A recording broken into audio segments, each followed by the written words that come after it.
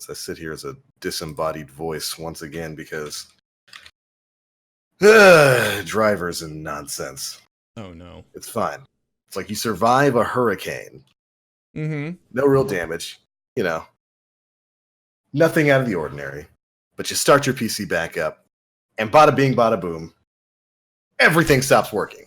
It's like, I noticed nothing really bad happened while that storm hit. But we're just going to go ahead and take a day anyway. We're just go ahead and rewrite that code from the ground up. Get those drivers back up and running because that's how you want to spend things. Yeah. I said no, camera. No, you're not going to win. You're not going to win this fight. I've been playing Monster Hunter World all weekend. I'm feeling mellow. We're back with the boys on the Planet Destiny podcast. Nim's got a brand new PC on the way. I'm geeking out about that. Shadow keeps getting ready to come out. We got a bunch of brand new news. I'm happy about things. You're not going to win this fight, camera. You can stay over there in your turned off, turn around state. I got so mad. I actually pointed it towards a wall and pretended it was in timeout. Get behind me, camera. Get thee behind me, foul camera. And on that, welcome, ladies and gentlemen, to episode 211 of the Planet Destiny podcast. We're back once again for a week full of nerfs. Because if y'all didn't read that twab, ouch. Dang. Big changes coming up in the world of Destiny 2, and we're going to be going over a lot of it. Stacked news, absolutely stacked news since the last time we had a show. Plenty of things to talk about. We got to see some raid armor, boys. We got to see some in-game stuff. We got to see the difference between Eververse and non-Eververse gear, and the community controversy that built up around that for no reason. I think there's a reason. But go on. All right, you may take the floor, disembodied Nim, and I would appreciate it if you referred to me as disembodied TBL. The floor is yours, sir. Understandable. Have a nice day. I mean, so starting off with the big thing, the big controversy that we had over the PAX weekend, which I attended and it was fun. Yeah. Yeah, it was great. So the big thing, the Garden of Salvation armor was, of course, leaked through PAX because, the Destiny community, being the Destiny community, managed to take a peek at the collections and check it out. Because of course we're gonna do that. Give us a a chance to bite, and we're gonna take the whole thing. So when I heard this happen on Friday, and I went to the show floor on Saturday, I was like, all right, let me check it out to see if this is actually in like end game section. And sure enough, it is retextured and reskinned armor from the Curse of Osiris Eververse season, if that's what we're going to call it. So naturally, people were up in arms about Pinnacle armor being an armor that we've already had in the game before. And I get it. I was pretty upset. It still kind of bothers me. But let me tell you something. Seeing the armor firsthand at PAX, the GIF that they showed in the TWAB does not do it justice at all whatsoever. Like it's actually really, really gorgeous. When you get your hands on it, you'll see. But it's a really, really neat armor set. But it's something that we've seen already. I got it spinning right now. I like it. I think it looks good. And I have to wonder, as Bungie becoming their own publisher, if reskins are going to be a little bit more of what we see in the future, because I just wonder if it's a little bit of a cost-saving avenue for them. I wonder if obviously brand new designs cost time costs money in any business venture. Yeah. Is a reskin just a way of them saving a little bit of money, which I'm fine with. I really am. So I think one of the, aside from that armor being something that we've seen in the past already, one of the biggest reasons why people are upset is because the upcoming premium season ranks, so otherwise known as the Battle Pass, is also getting an armor set. So if you Right. buy Season of the Undying, you're going to get a separate armor set. I think it was called Plasticity something. Yeah. And this armor set is probably one of the craziest looking armor sets that we've seen in Destiny 2 as a whole. Like, it's entirely Vexed themed. It's shiny. Like, everybody gets a juice box in their chest. Titans have it looks wings. like Titans have wings, and then Titans have wings, and like one of their arms has like a blade coming out of it. Yeah, Yeah. it's cool looking. And like the Radiolaria center, it looks like there's like little, it's almost like wiring that comes out of it, and it looks like it powers the armor. It's That's really right. crazy looking, and this isn't raid armor. This Yeah. Which means it's approachable to a larger portion of your player base. Mm-hmm. It is approachable by a larger player base, but as someone who loves raiding, it also feels like. Go on. I was gonna say it almost kind of feels like those two armor sets should have been swapped. Yeah. Like the Garden of Salvation raid armor set should have been the Phenotype Plasticity Universal Ornament set for the season pass. And that set, which I do believe the Phenotype set is the one that we saw way back in the Vidoc, right? That everybody thought was going to be raid armor. Yep. That should have been the Garden of Salvation set, because at least with that, with the swap there, people could say, "Oh, well, this looks like the Curse of Osiris, Eververse ornament set." They say, "Well, that makes a bit more sense for it to be a Redux there rather than it being raid armor." I've got nothing there. I don't have an argument for that. I don't. Yeah, and I get like. Weird. I was having a conversation with Bones about this on Twitter. Mm-hmm. That of course art is subjective, but in the history of Destiny, it's been known that raid gear is like the craziest armor that you can get in the game. Right. They're very it's very unique. To each raid, it's very unique. So to have the retextured set from Curse of Osiris be inputted as raid armor, it just didn't sit well with a lot of people. But I mean, again, don't get me wrong, both armor sets are gorgeous. Again, I saw the raid armor at PAX. Like, it's absolutely beautiful. Like some like the Vex texturing. I don't know what that effect is called. But it the blue glows. That kind of looks like almost like conflux ish. It's rad. It's really, really cool. So let me ask you this then.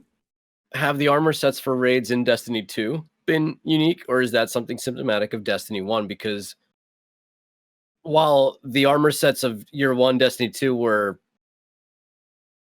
identifiable, to say that they were great is, I would say, a misstep. Bit of a stretch. Yeah. Well, like, they were definitely like identifiable. Like, they each had their own theme. And their key highlight was obviously Age of Triumph ornaments for it. But all of the armor in like the raids for Destiny 2, at least in like, again, and this is probably subjective, but in my opinion, haven't really been like up to that same like level of standard that we saw in Destiny 1, except for like the Crown of Sorrow gear, which is pretty damn unique and identifiable. So I don't know. It's weird to see armor that we've had already be rewarded as pinnacle gear. Could you see the lore tab for that armor set? Honestly, with the very limited amount of time that we had per play session, I really didn't check. My biggest thing was like, hey, let's take a look at what this looks, where it is, if it's raid armor. Take a look at the weapons, because it's a controlled environment, so you have a very like limited amount of time per match.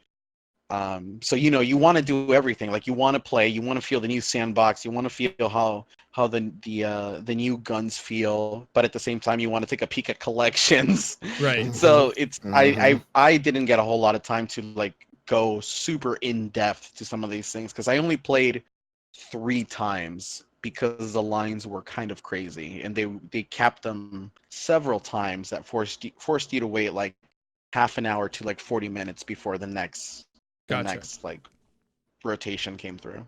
Right. I don't know. I think it would be interesting if they had some sort of story element as to why that set looked about the same. Yeah. I'm sure it'll be something. Yeah. They'll pin something in there. I'm sure it'll be something. Yeah. But yeah, I agree. Something to the new armor set as well. You know what I mean? The Eververse armor set too. But yeah, at the same token, like again, Bungie's is a business. They are their own publishing entity right now. There's no funding that we know of coming from any other source. Having the most badass armor set be something that you earn by playing the entire season or buy at the end. Yeah, to me is a smart business decision, and I'm not going to fault them. Yeah, absolutely. I love this game. I don't want them to go out of business. I'm not going to be mad about them finding other ways and other avenues to earn revenue. Like I'm going to play it. I'm going to earn that armor set via the pass and whatever you have to do to what is it? You have to rank up your ornament or something like that. Your artifact, your artifact. That's it. So, I don't have an issue. I know a lot of people do, but like when I raid, it's nice to have the armor. But when back in D1, the thing that really set you apart was the shader. We're talking Chatterwhite, we're talking Glow.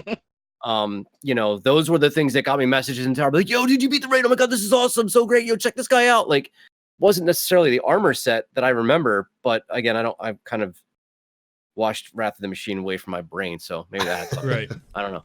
But in any event, like, I don't know, that's where I stand on it. I'm more excited about weapons than I am armor sets. I've always been that way though.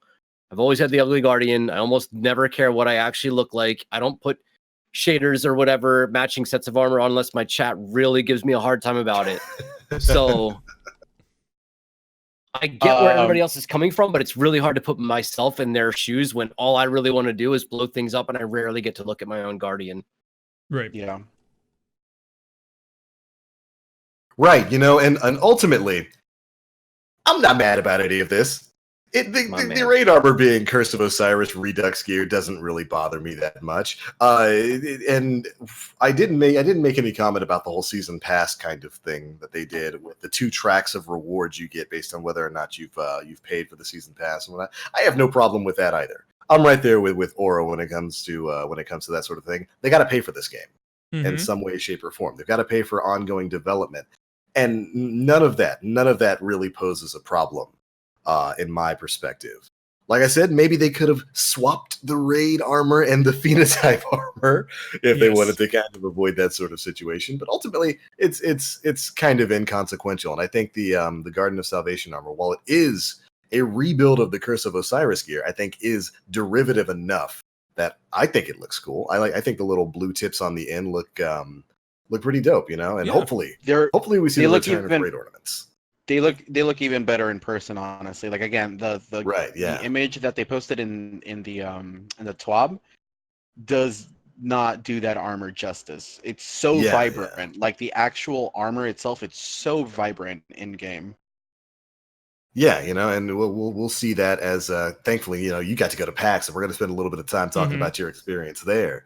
But I'm sure by the time it comes out, most people probably won't even really care. It seemed like it was just kind of a thing to latch onto and be outraged over for that part of the week before moving on. And if I'm not mistaken, with the premium on the premium track of the season pass, I think you get that armor at rank 1. Yeah. So I could be wrong, but I think that's what I understood, that that armor becomes available at rank 1. Right. Yeah. Yeah, and you see Emils in the chat there has already listed out what's really going to happen here is no one played Osiris, so everyone's going to think it's new anyway. Nobody played through Curse of Osiris, so there we go. Everything's fine. Yeah. It's sad, but it's true. Yeah. Hey man, the raid that came with Curse of Osiris was pretty great. I liked it. I'm not gonna lie. Layer. I liked it a lot. Eater of Worlds is like one of my still favorite raid The layers. last two encounters are Yeah, really that's well true. done. They're pretty creative. I like them a lot personally. I really did. Of all the first Leviathan jumping raids, that's puzzle probably my favorite. You know, yeah. that could go to hell, but the rest of the raid was pretty action packed, which is what I'm looking. And getting fired out of a gun was insane. Like, Yeah. hello? That was cool. Yeah. And then having to that was solve a pretty cool. puzzle on top of that to get that middle The chest. falling puzzle. Yeah. Oh yeah. Yeah, of all the Leviathan raids, Eater of Worlds is probably my favorite. That's Yeah. I think easily got the coolest boss, and Yeah, it's a fun little 15-minute activity, as we like to call it. Before we go too far, we start talking about other things. I just want to mention that the Moon armor set. Mhm. I don't know what Bungie did to Warlocks, but I just want to apologize to all of you out there, all of you shaman penny wearing Warlocks who are going to earn this armor set with your little square heads. I'm thinking about you. I have you in my thoughts. Somebody's got the hive. So let me tell you, the more I was playing with that at PAX, the more it grew on me. Oh my god. What, the fact that you deflect sunlight into my eyes so I literally can't shoot you in Crucible? There Or the you go. fact that your hitbox is half the size as any other character out there with your little three-eyed man. There's no head. Where's his head? It looks like a sleep mask. It looks like you can't be bothered on an airplane. I'll take my my Eris's Etsy little her Etsy creations. Please remove everything metal from your body. Yeah, let me just derobe myself and walk through this metal detector naked. Like, how do you guys? Whatever, dude. You know what, Nim? I'm pretty sure I told you that's forever what we're going to refer to Eris's shop on the moon. It's her Etsy shop. We're just listen. She just got her Etsy store up. Just go show her some support. Toss her a few glimmer, a little bit of legendary shards, and just put on what she gives you. Just wear it while you're on the moon for her. Just she needs this one. She lost her rock. She lost her map. Cade's dead. She needs this one. She needs the win. Oh man, so good. By the way, before we get too far into the show, hi, I'm the Black Link. That's Nim, who also doesn't have a face. Disembodied Nim. My bad. Aura, good to see you. And Mr. Tanfinity, welcome back. Yeah, we should probably introduce ourselves at the start of a show, but I get excited sometimes. I'm sorry. I'm sorry. I'm so unprofessional. We're half an hour into the call. Half an hour in. Oh, hi, by the way, this is my name. But yeah, so I guess that's a natural jumping off point. We're talking about armor here. Why don't we continue on with the armor stuff? You want to make fun of the way Warlocks look. What about the goofy scuffed taikanaut that Titans have to wear with the weird spaceman helmet? Dude, I like that. I think looking like an astronaut is absolutely perfect, especially when you consider that we're going to the moon, which is where like astronauts landed. So for me, I think Titans look amazing with this armor set. I'm loving it. Is it a reskin of the Pacifica set from Titan? Because that helmet I think is on the Hunter in the Pacifica set. If I remember correctly, that helmet, I feel like I've seen that helmet in other places before or something similar to it. Yeah, but it's reminiscent, I dig it for sure. Yeah, I like it for sure. Definitely big Buzz Lightyear helmet. I like it. The Hunter gear makes them look like tall, shy guys. The Hunter gear looks like the Hunter gear in a horror movie. Yeah, it looks like somebody's standing above you in a pit wearing that, and they're just like, it puts the lotion on the skin, or else it gets the hose again. And it sounds just like that too. Turns out that's Eris's favorite movie. So when she was putting together these trash bits of armor from scraps she was finding around the moon, that's what she had in mind. Yeah. It also comes with a basket of potpourri. Nem, I have to ask you a question. Yeah. At any point at PAX, did you find a hunter with a cloak that was not tattered or torn? No, everybody was wearing the same universal lunar set. Do you foresee us getting a cape that does not have a hole in it? It's been 2 years, Bungie. The plasticity cloak, while hoodless, doesn't have a cloak. The premium armor ain't got no holes in it. They're all tattered. Like what hunter? There's one. Where's this one? The plasticity one's the only one that isn't tattered. Well, I think the Iron Banner, the Iron Banner one looks okay too. We're making progress here. What is happening with the cartographer? Looks like a curtain. You can have a full cape for money. The Eververse set doesn't have a tear. It just looks like you're a weird imp goat boy. So I don't know why I have an antenna. Like, am I satellite radio? I don't. Look, man, should be dialing in a radio station. What is that? that Titan Look, bro. set. Communication is hard to get when you're Hunters don't talk to anybody. the We hate both of you. Hey, listen. If Titans had to come pre-equipped with their own Wi-Fi signal generator back in Destiny 1. I'm a hotspot, dude. I'm a Warlock's mobile hotspot. This is my life now. Oh my god. That's right. You can be our tether point for a radio station. Literally. It's okay. I mean, if I have antennas, what the hell's on a Titan? Wings and an arm blade, apparently. Yeah, the Eververse set, I mean, they have an axe on their forehead, which would literally murder you if you got a headbutt. I also like how I'm cool with that, man. I dig the mohawk, the flat mohawk look. That's very hard rock. I don't like the fur coat, though. The opposite colored cats on your shoulders. Like, that's some World of Warcraft armor right there. I didn't even notice them until you mentioned it. I kind of can't stop looking at them now. It's just two different colored cats on each shoulder. Yeah. Wonder how that's going to change with shaders. The pauldrons on Titans aren't as pronounced this season either. I mean, maybe they're... Well, you know, we did just... Bungie did just break it off with Activision Blizzard, so maybe no more... Like I said, no more World of Warcraft pauldrons. No more big shoulder pads like what we had in that game. It's a messy divorce, but, you know, everybody has to adjust in their own sort of way. Yeah. Yes. You got to go to PAX. I did. You got to see some things. I did. You got to play some things. I did. What did you enjoy most about the PAX build that you got to experience? So, Widow's Court is just as fun as we remember. Oh. Some of the weapons felt really, really good. I also got to experience the new heavy drop system, which was really cool.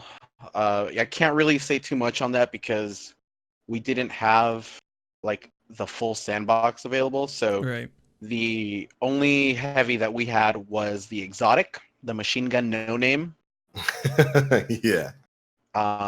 So it wasn't like whenever heavy popped up, it wasn't like, you know, heavy was all over the place, but grab a truth, grab a like machine gun, grab whatever. Yeah, right. Exactly. So it was, and so if you guys don't know, the new exotic LMG, it's not really an LMG. So it works almost like a hybrid of an LMG and a linear fusion rifle. It fires incredibly slow, and it takes one shot to the dome to kill a guardian. Whew. Yeah. So it has almost like a very brief charge time, and then it shoots. I honestly can't remember if it's like full automatic or you have to tap the trigger for it. But per brick you only get 3 shots of it. Okay. Does it feel like Vex Mythoclast at all? No, not at all. This is like if I were to put it in like some sort of perspective, think of it almost like Coinbreaker, without the ridiculous stickiness of it, because it, like, if you shoot somebody in the body, it leaves them with like maybe like 30% of like health. Okay. So you need to aim for the head. I couldn't really tell if it was a hit scan or projectile based. It's probably gonna be hit scan. Yeah, which is gonna make that interesting in Gambit. So did you pull the power brick immediately? Were you the first one to it? I actually wasn't. So I was able 3 on second then, right? Yeah, so I was able to catch up to when they pulled the heavy brick and pick up some rounds from that. Does the first person to pull get more? I believe that's the case. Yes. Right. In 6v6 game modes, the first person to pick up the box does get more ammo and everybody else gets less. Yeah. In 4v4 and 3v3 game modes, I think it's the same for everybody. Yeah, so the demos that were available for PAX, there was one line for 6v6 control on Widow's Court, and then the risk match was 3v3 elimination. That one I didn't get to try out. Okay. Because again, lines were kind of ridiculous, and I was there pretty much just getting drifter coins for a couple of people that wanted one. Right. But yeah, no, those lines were gnarly. Like I said, they capped the lines several times when it was full, so you'd have to wait like 30 to 40 minutes until they let people, line up again. Kind of like Guardian Con. Yeah. Yeah. So a buddy of mine did play it. Mm-hmm. And he said his name Des Saris. He said that it felt really good. He felt like elimination worked really well. Surprising, isn't it? Yeah, I mean, if it ain't broke. Don't take it away for 3 years, please. Yeah. And also to clarify something I said earlier, in 3v3 and 4v4 game modes, when I said it's going to be the same for everybody, what I meant to say is that whoever picks up the box gets heavy. It's going to be the way it works right now. The sharing mechanic, I think, is only in 6v6, right? I do believe they clarified that in the TWAB, right? Not 100% on that. I know that it's definitely in sixes, but I could have sworn that that's what it read. Yeah, okay. I'm looking at the 4 though. I'm looking at the TWAB right now. Heavy ammo is shared only in all 6v6 game modes. So in 4v4, I think it's still just whoever picks it up first, they get the heavy. Okay, that's fair. Yeah. Guess that'll keep things from waterfalling out. Yeah, as quickly as they already can. But you got a chance to play on Widow's Court. You said it works pretty well. Yeah. Because they gave you curated loadouts, right? They didn't really give you... Well, you had a certain amount of like weapons to pick from. Mm-hmm. I got to use the... I think it's called the Loud Lullaby? Yeah, the hand cannon. The hand cannon? Yeah, the hand cannon feels really good. I think it's like 110. Okay. Feels super crispy. But it wasn't my favorite for that map. There was an auto rifle that I used. I can't remember. It had a wacky ass name, but dude, that thing hit like a truck, man. That's pretty much what I used for the duration of what I played. I got to play with I had 2 playthroughs with Warlock, one with a Striker Titan. Let me tell you, I used Nova Warp in there, and I got destroyed real fast. Real fast, but bottom tree Striker still feels pretty damn powerful. So if anybody's expecting that to be like just nerfed to the ground, no, it's still very much useful. We'll get into supers a little bit later because I've got a bone to pick. Ooh, yeah. There's a lot of changes to talk in there. But in terms of weapons, the auto rifle felt really good. There was a energy, I think it was a void energy pulse rifle. It was one of the slower archetypes. Wasn't really feeling that, just because they had too much of a kick for how open Widow's Court is. Mm-hmm. They had a fusion rifle in there as well. That was not it, Chief. But it's what I used anyway. It was the real fast archetype of fusion rifles that doesn't even kill with one burst. So, okay. Ooh, yeah, that was. I shot somebody full burst, and I expected them to die, and they just kind of looked at me, laughed, and shotgunned me, and ran away to the other way. So that is unfortunate. Yeah, but I wasn't really feeling the sniper rifle either because the zoom was like wicked high, and I don't really snipe anyways. But no, that it was like the hand cannon feels real good. The auto rifle feels real good. That exotic LMG is going to be interesting to say the least. Were there any PvE environments that you could play-in, or was it strictly PvP? It was strictly PvP. Like I said, it was a closed like environment. So they set up. It was like a private match basically. They set up a 6v6 Crucible match every time. Which makes sense. That's what they were trying to show off at PAX. It seems. Yeah. So. But it was fun. I had a good time. Yeah. I really can't wait to see how the heavy system works in a full sandbox environment. Honestly, it's better than the system that we had in Destiny 1. You think so? Yeah, because in Destiny 1, like, you had to be there in order to get heavy if somebody else pulled it, but now you have a little bit of leeway. When somebody pulls it and you're still like making your way to it, you can still grab a bit. Yeah, I think they gave us the time in this week's TWAB as well. I think it's about 7 seconds you have to. Yeah, that sounds about right. Which is pretty fair. I think I made the guess it was going to be somewhere between 5 to 10 seconds. So I think that's a fair enough amount of time to run in and get heavy, or stop from getting heavy there. Not a bad change. Not a bad change at all. Was there anything else from PAX you wanted to go over? I mean, really, that was as far as like the gameplay that I managed to experience. All I can say is that it feels real good.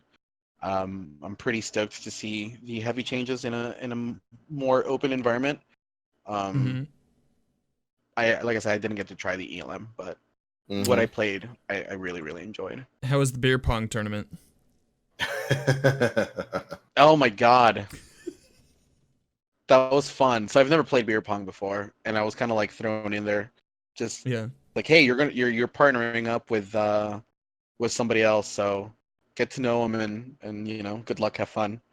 There's so many people there, dude. I think that was enough socializing for me for like a year, dude. Back to the hermit life. Yeah, it was great. There were so many people that like I never thought I would like meet. Like, I mean, the whole crew from DCP was there. Right. I got to hang out with Briar for a good while. Dado Triple Rack was there. A lot of other good friends that I had known from Discord and whatnot. It was such a good time. Such a good time. Awesome. Right on, man. Sounds like you had yourself a pretty successful trip over to PAX. Got a great experience in hand, huh? I did, yeah. Oh, and I had a side note, completely irrelevant to Destiny, but I had Chicago-style deep dish pizza, and it changed my life. So. Oh no! You ate bread. It's casserole, or bread with casserole. My mistake. Call it what you will. Call it what you will. My mouth enjoyed every second of it. Yeah, it's good. Sounds like something somebody from Southern California would say. Oh, whatever, Aura. I had a good time with it. don't worry, Nim. I like Chicago style pizza too, man. I like eating soup on bread. No, nobody's perfect, TBL. Yeah, you're right. Everybody's allowed to be wrong once. Yeah, everybody gets one. Yeah, everybody gets. I mean, one. y'all are hunters, so whatever. Oh no! That was your mistake. There you go, guys. We're even. Thanks. This podcast has been great. I'm taking us down. Well, that escalated fast. All right, Destiny, go. In addition to your success at PAX, we in the community had a pretty big success of our own. The Mars Community Challenge is done. Yeah. Done. Finite. Finished. We destroyed that thing way faster than I think Bungie could have ever anticipated. 175,000 Wave 7 Escalation Protocol bosses defeated, hundreds of thousands of kills on Nokris and Zal, and what was it, like 300 million Hive? Yeah. This community, not to mention, what was it, like 300,000 override frequencies, which I thought nobody would do. I didn't even think anybody remembered how to do override frequencies. But as usual, you put a challenge in front of this community, and they blow it out of the park every single time. I think it was by Wednesday or Thursday, the escalation protocol runs and like the override frequencies were done, like completely finished. And then it was just clearing up Nokris and Zal and the rest of the 100 million or so hive that we still had to do. And by Friday, because we finished it either Friday evening or Saturday morning.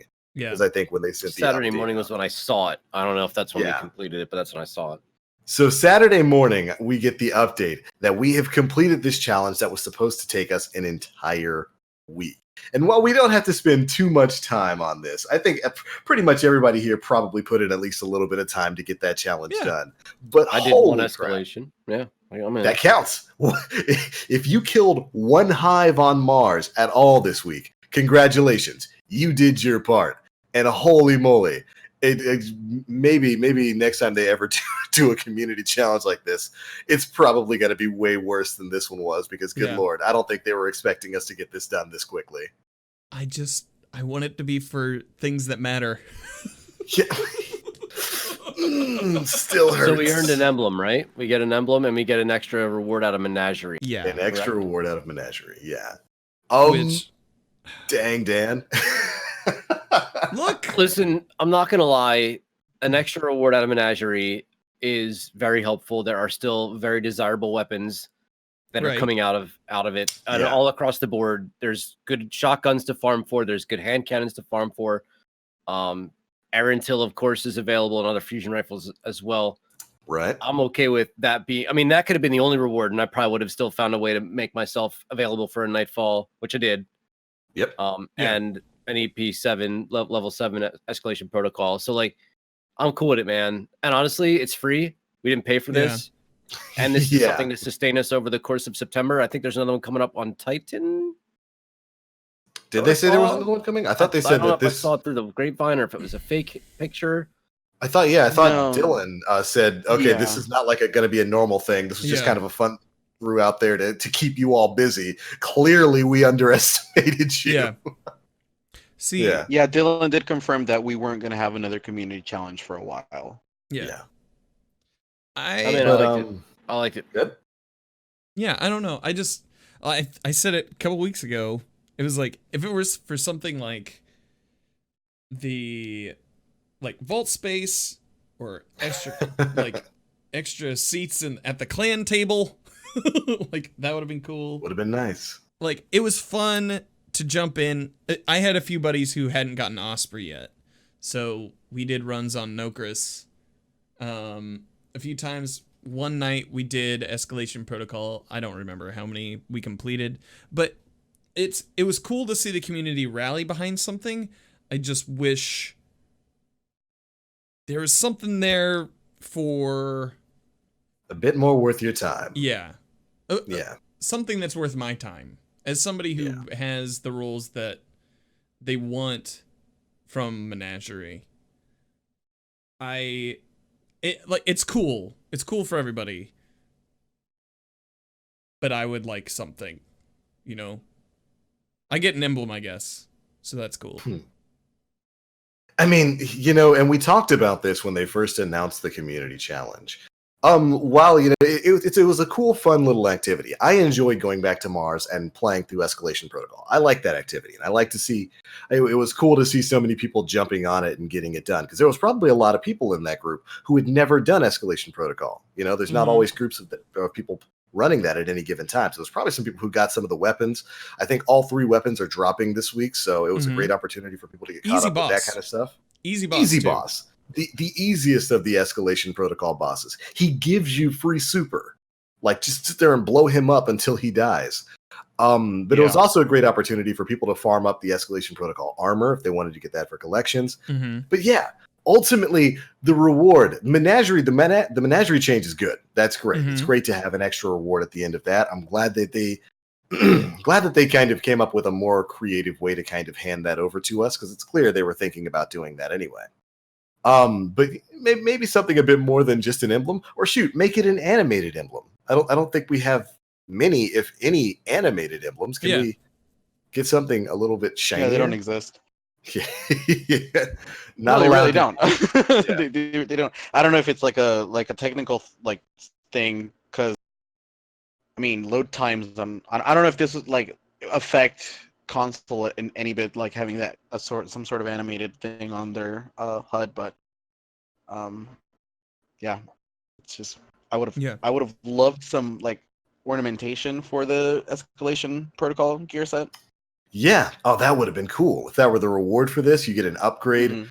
An upgrade to the escalation protocol armor, because a lot of people are going to be grabbing that out as soon as Shadowkeep goes live, because that's a cool looking armor set. Yeah, Mhm. it's one of the best. Like the armor set for the Titan, it is 10 Yeah. out of 10. Mm-hmm. So like while Dylan did confirm that they're not really planning on doing anything like this again, at least right now, and I think that's not really too much of a surprise. It's pretty clear that this was kind of a last minute sort of addition they threw in, like we said, just to give players something to do for a week.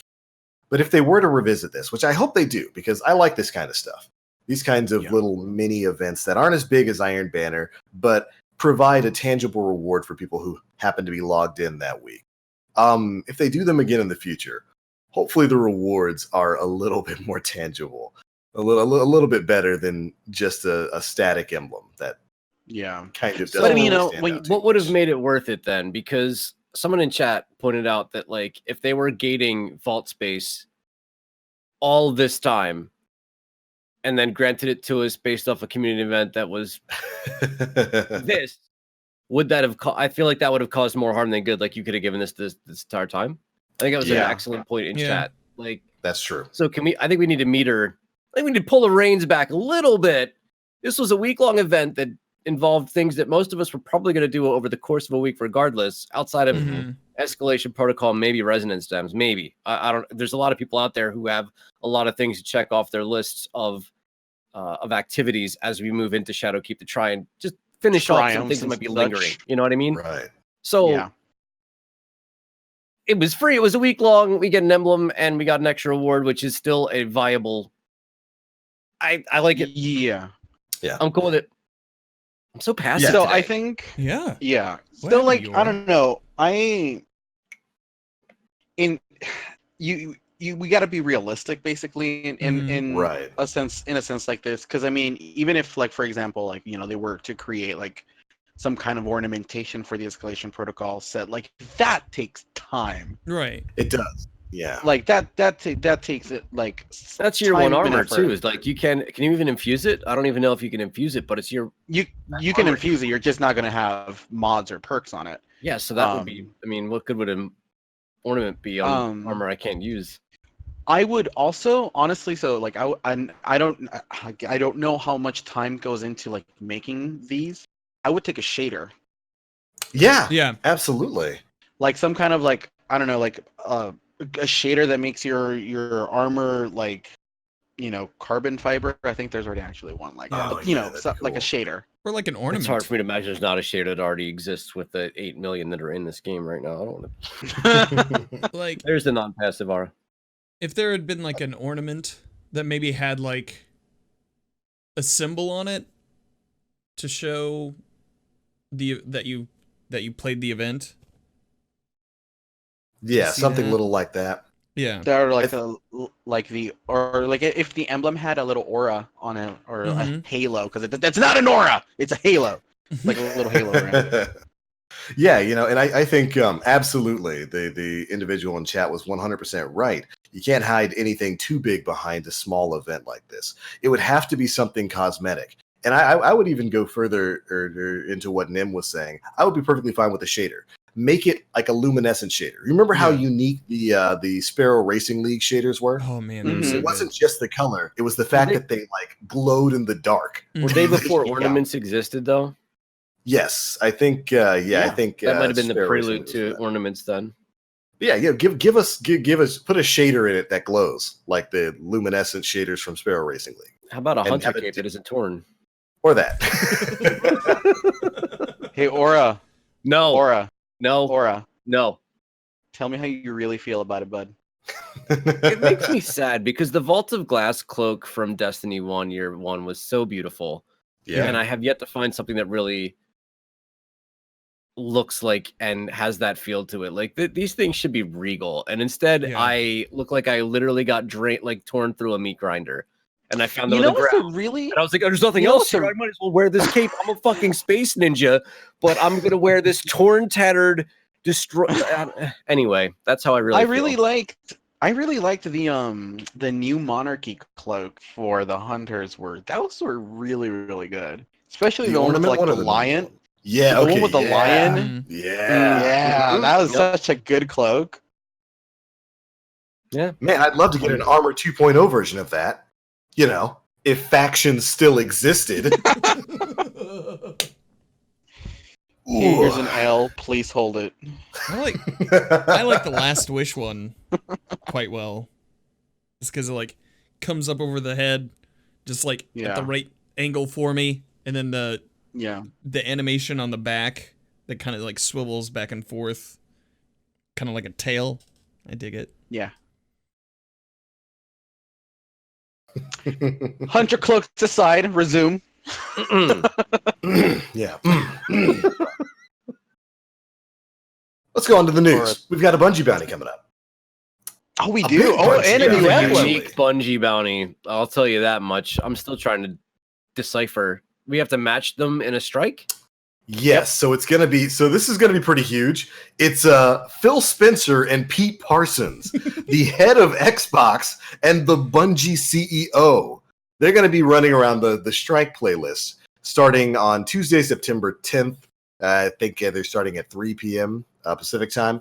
They're going to be in the strike playlist. So if you jump into that or during that time frame in the strike playlist on Xbox, you might have a chance to match up with them. If you do match up with them, beat the strike, you're going to get access to a special emblem.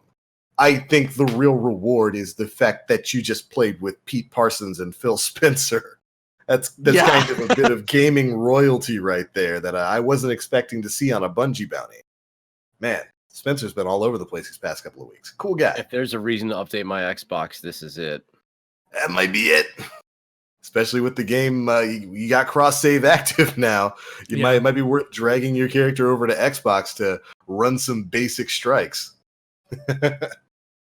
It did say that if they deem you necessary, so it wouldn't be like you jump in and you're teabagging them and you're wiping on purpose and whatnot. Yeah, maybe don't do that. It would appear that they want you to play the video game, those of you out there who are considering it.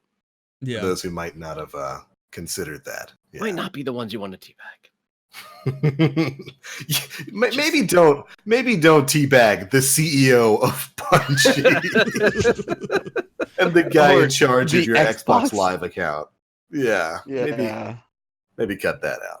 But that'll be pretty cool. They will, of course, be live streaming it over on not their Twitch page, Bungie's Mixer page. I wonder why.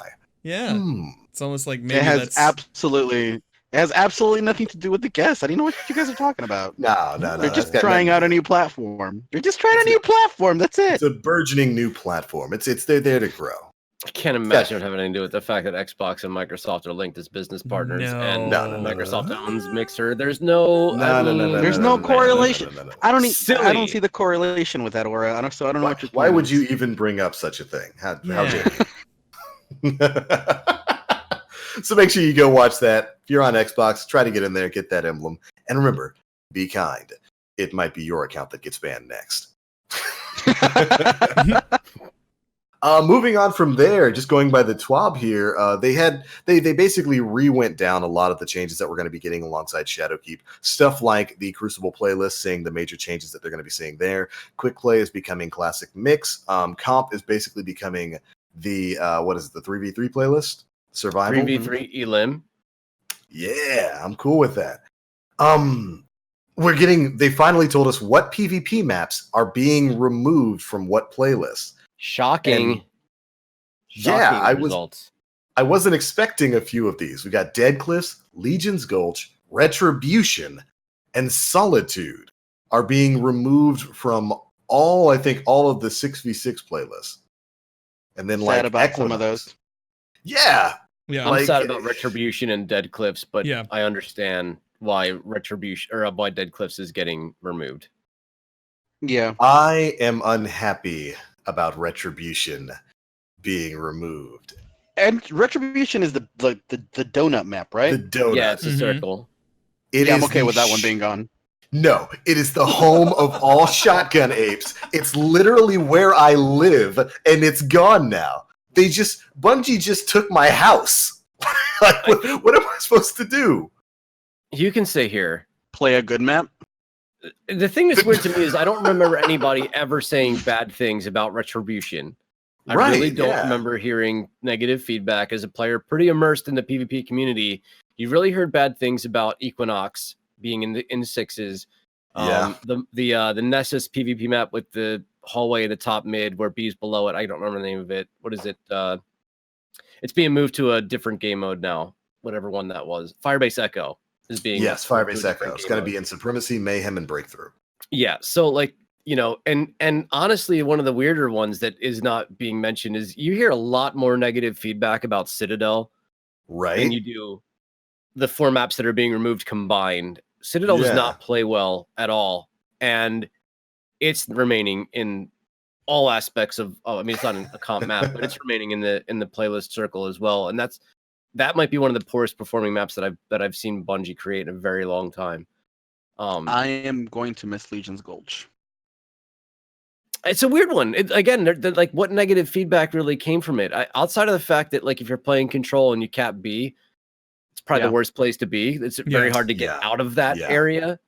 But that's why, because they did say that they're going to be working on spawn locations for some of those maps. Because I mean, the other day, I was on PS4 and I uploaded this clip of just people consistently taking the jumper, right? Because the jumper, and I was just hitting them with the air until just standing there because they were spawn trapped that way. So, I mean, I get it. I like that map. It almost, I wonder if you could move it to a different playlist where it would play differently. I'm not sure. Dead Cliffs, it's so easy to spawn camp A. It's so difficult to get out of A once you're trapped there.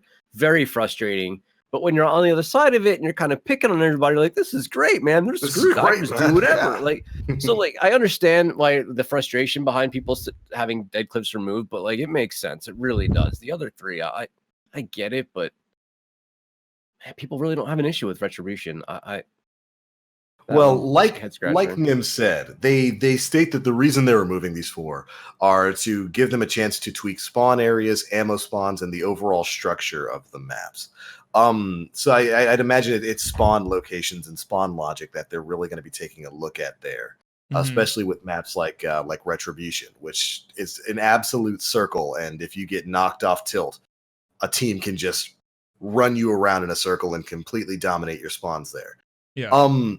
When I look at this, and of course Equinox, like we said, is being moved to. It's only going to be in the Scorched game mode, which is a Crucible Labs game mode where you get the Scorch cannons, Mayhem, and Breakthroughs. That's the other map that's going to be seeing a big change. But when I look at these 4 maps and what they're trying to do here, it reminds me an awful lot of, I believe it was Blind Watch from Vanilla Destiny 1. Do you guys remember Blind Watch? It was a Mars Crucible map. That was the most unbalanced control map in the game.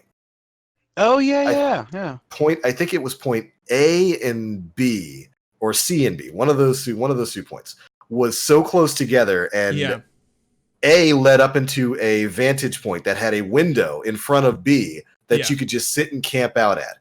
And Bungie wound up removing that for a while, and then I think in the Taken King, changing it so that the map was better balanced and a bit more fair to people who spawned on the opposite side of the field. And I get the feeling that's probably what's going on here.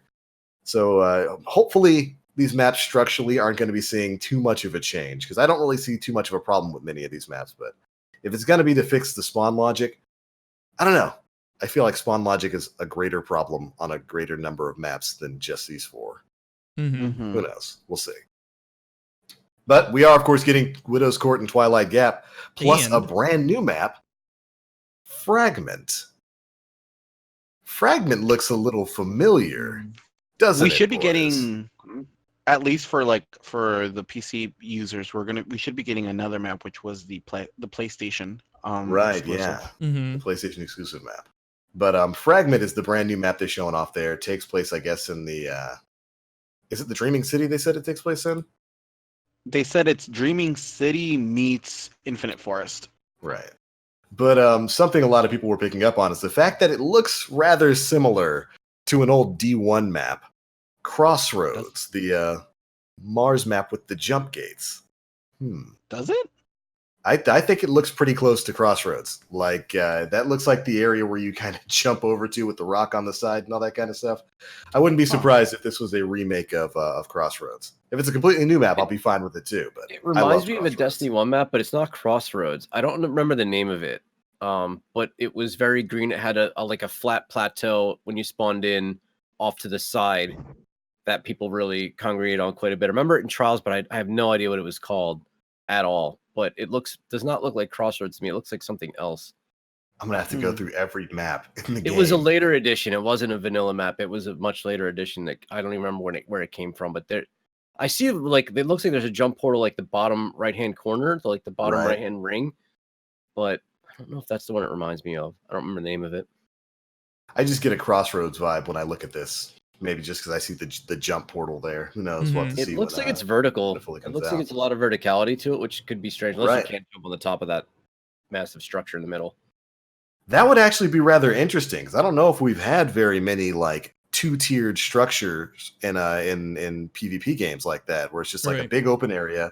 You got an area up on top and an area up on bottom. You know what? Actually, Aura, I know the map you're talking about now. It was the green, it was lush, it was green, it was a lot like this. I can't think of the name, but you're right. It was added in like Rise of Iron. Yeah, I don't think I ever knew the name of it.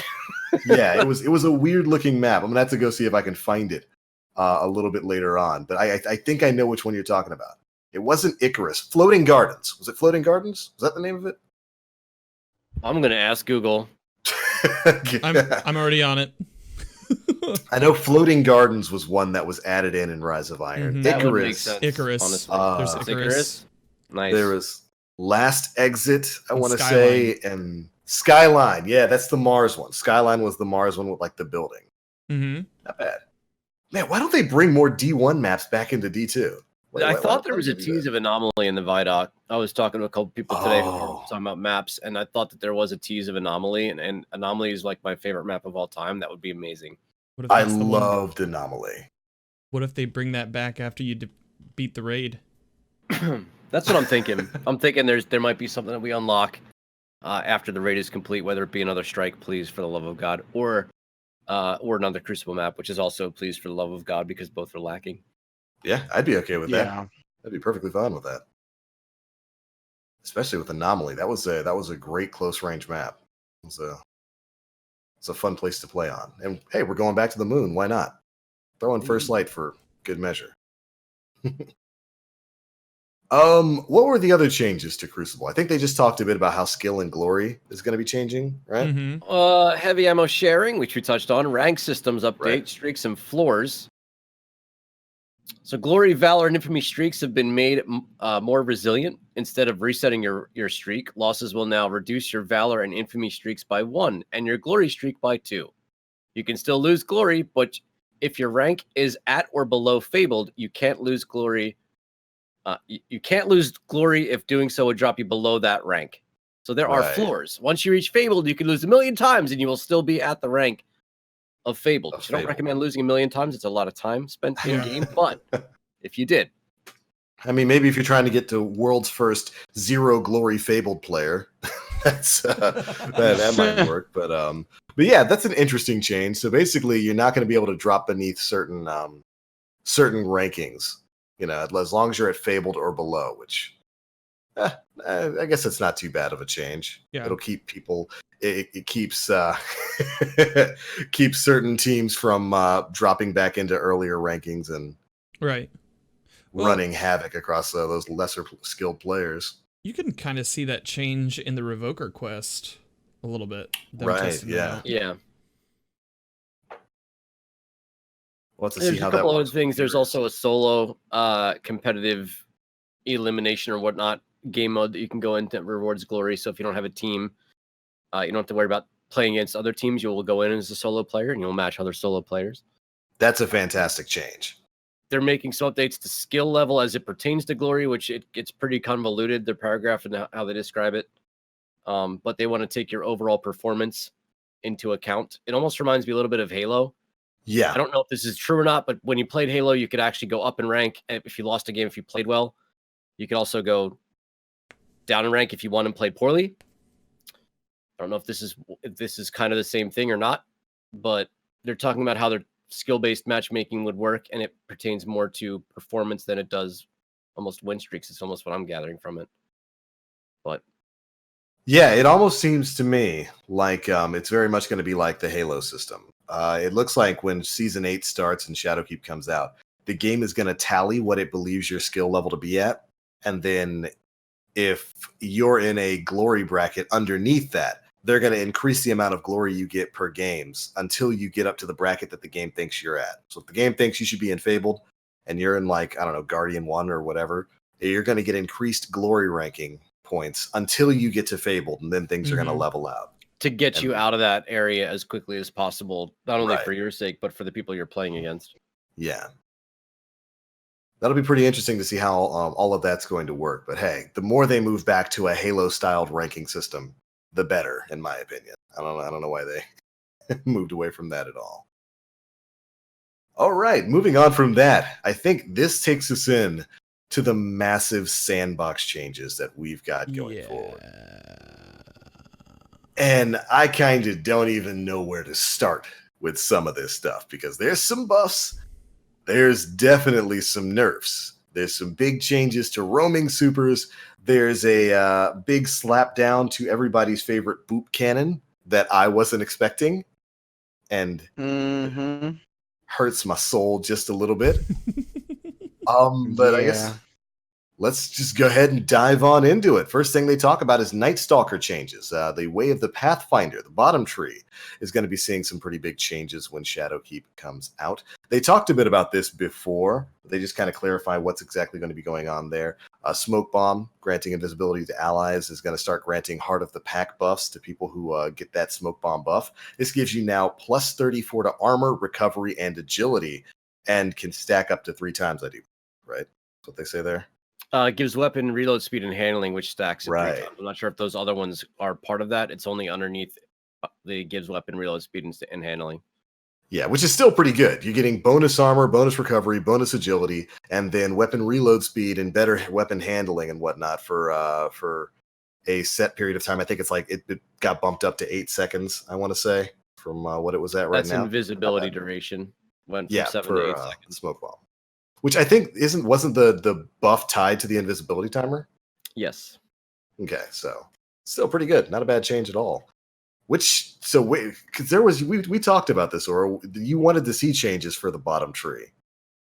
Is any of this? They're going ways of support more so than anything else, but they also made changes to the super itself. So it's one thing to make changes to this to the build to make it more viable, but that you've also increased the strength of the super. So killing tethered enemies creates super orbs and increased agility, armor, and recovery for allies. It doesn't say if they have to be near you or not. I don't know. If it's dependent upon picking up the orbs you create, I'm not sure.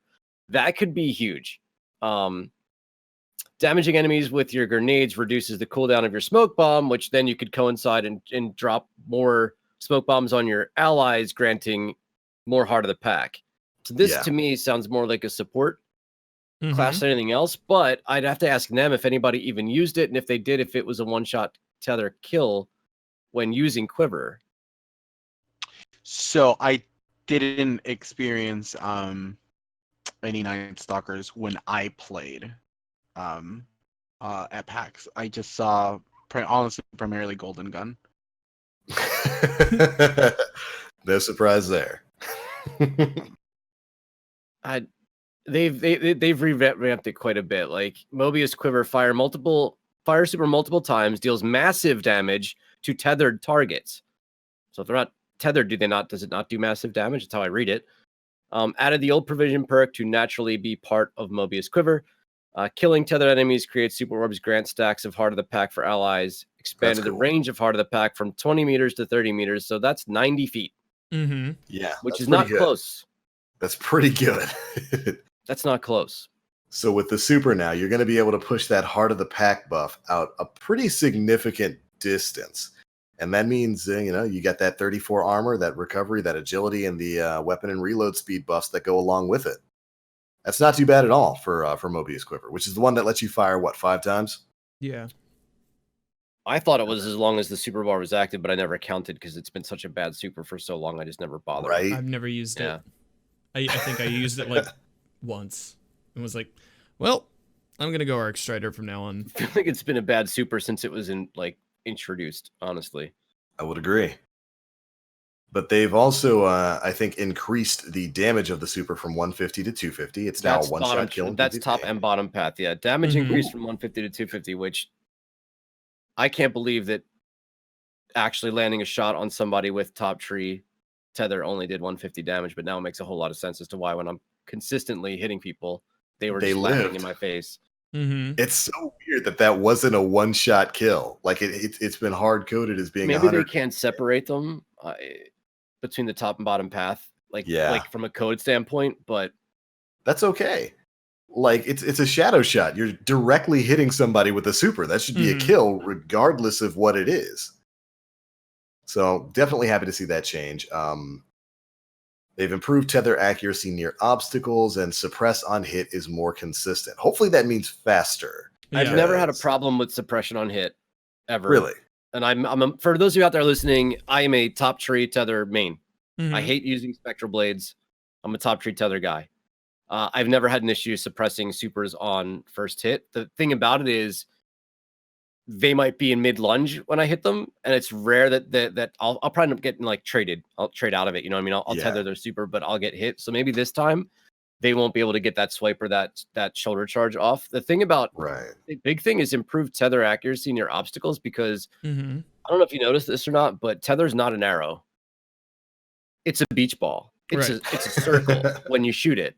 So if you're trying to thread the needle with it, you hit every corner, every roof, every whatever, depending on where you're aiming.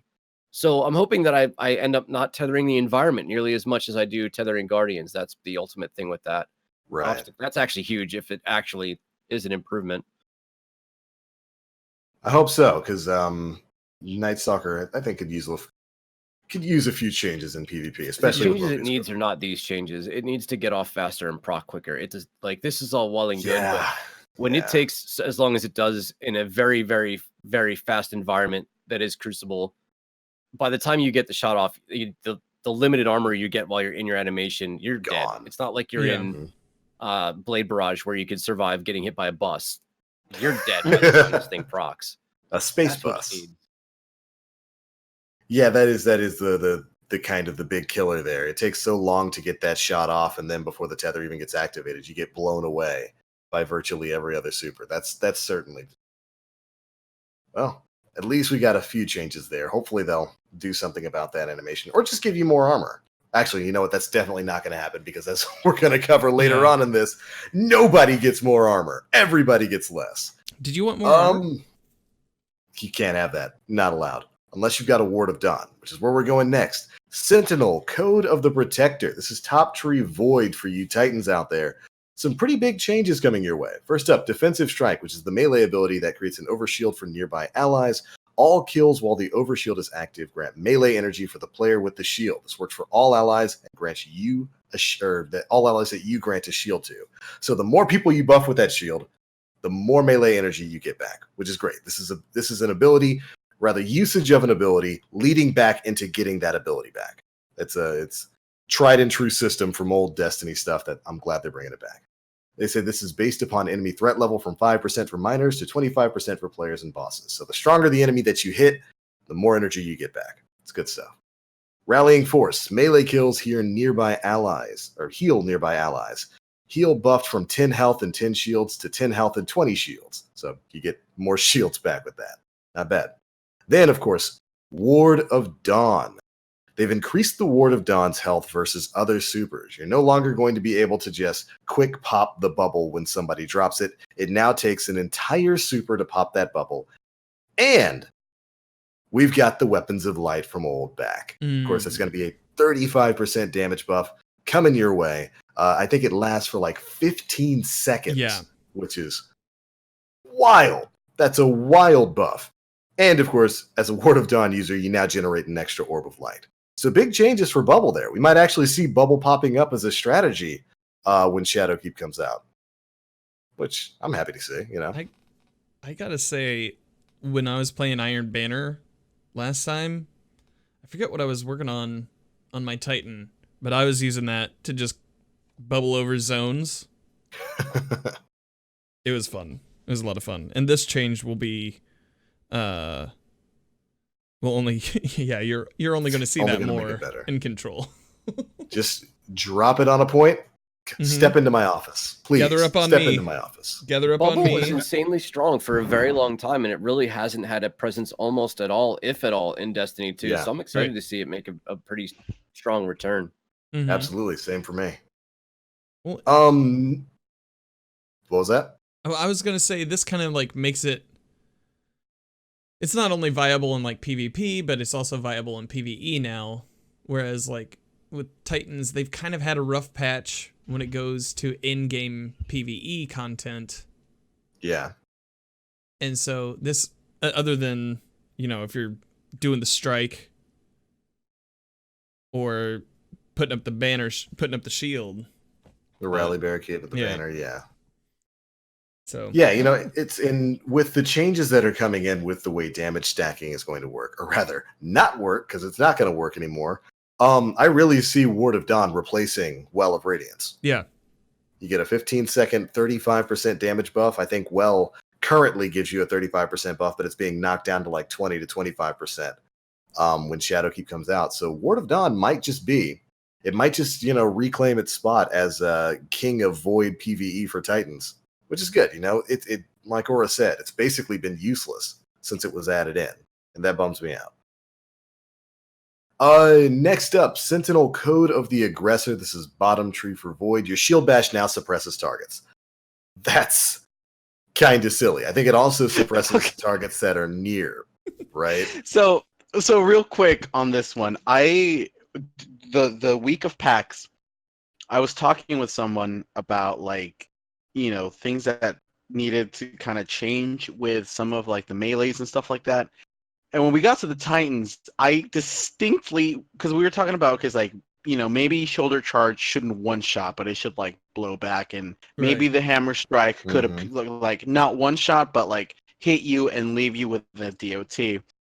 And I remember distinctly saying, "Oh yeah, and shield bash should suppress you," and they were like, "Yeah, but like they already have a suppressor grenade." So like they already have a form of suppression. And when this was released, I sent them to the screenshot and I was like, they actually did it. They actually made shield bash suppress people. It was such shield bash is the shoulder charge on the bottom tree. Is that what it is? Yes. Mm-hmm. I mean, the thing about that is it can be rather difficult to pull off a shoulder charge depending on what your engagement is. If you're in Crucible, some supers are actually rather difficult to pull off that kind of movement on. So I'm cool with it. It's going to be definitely this all of these changes really coincide with Armor 2.0 and what Bungie's trying to formulate with your build. You know, obviously if I'm going to be running Shield Bash, I'm going to be putting a big time emphasis on having both my melee and my grenade charge quick, like high. So that's the kind of armor that I'm going to go for a build. It's all kind of starting to paint a bigger picture to me. You know what I mean? Whereas before I was kind of felt like I was throwing darts at a dartboard. Now everything is kind of starting to formulate. Yeah, there's definitely more of a focus on making these abilities the focus of somebody's build. You're right about that. With Armor 2.0 coming out, you can focus on that kind of thing. If you want to have a Titan who always has his melee ability, you know, available so that you can suppress everything in sight, you're going to be able to do that when Shadowkeep comes out. Good change.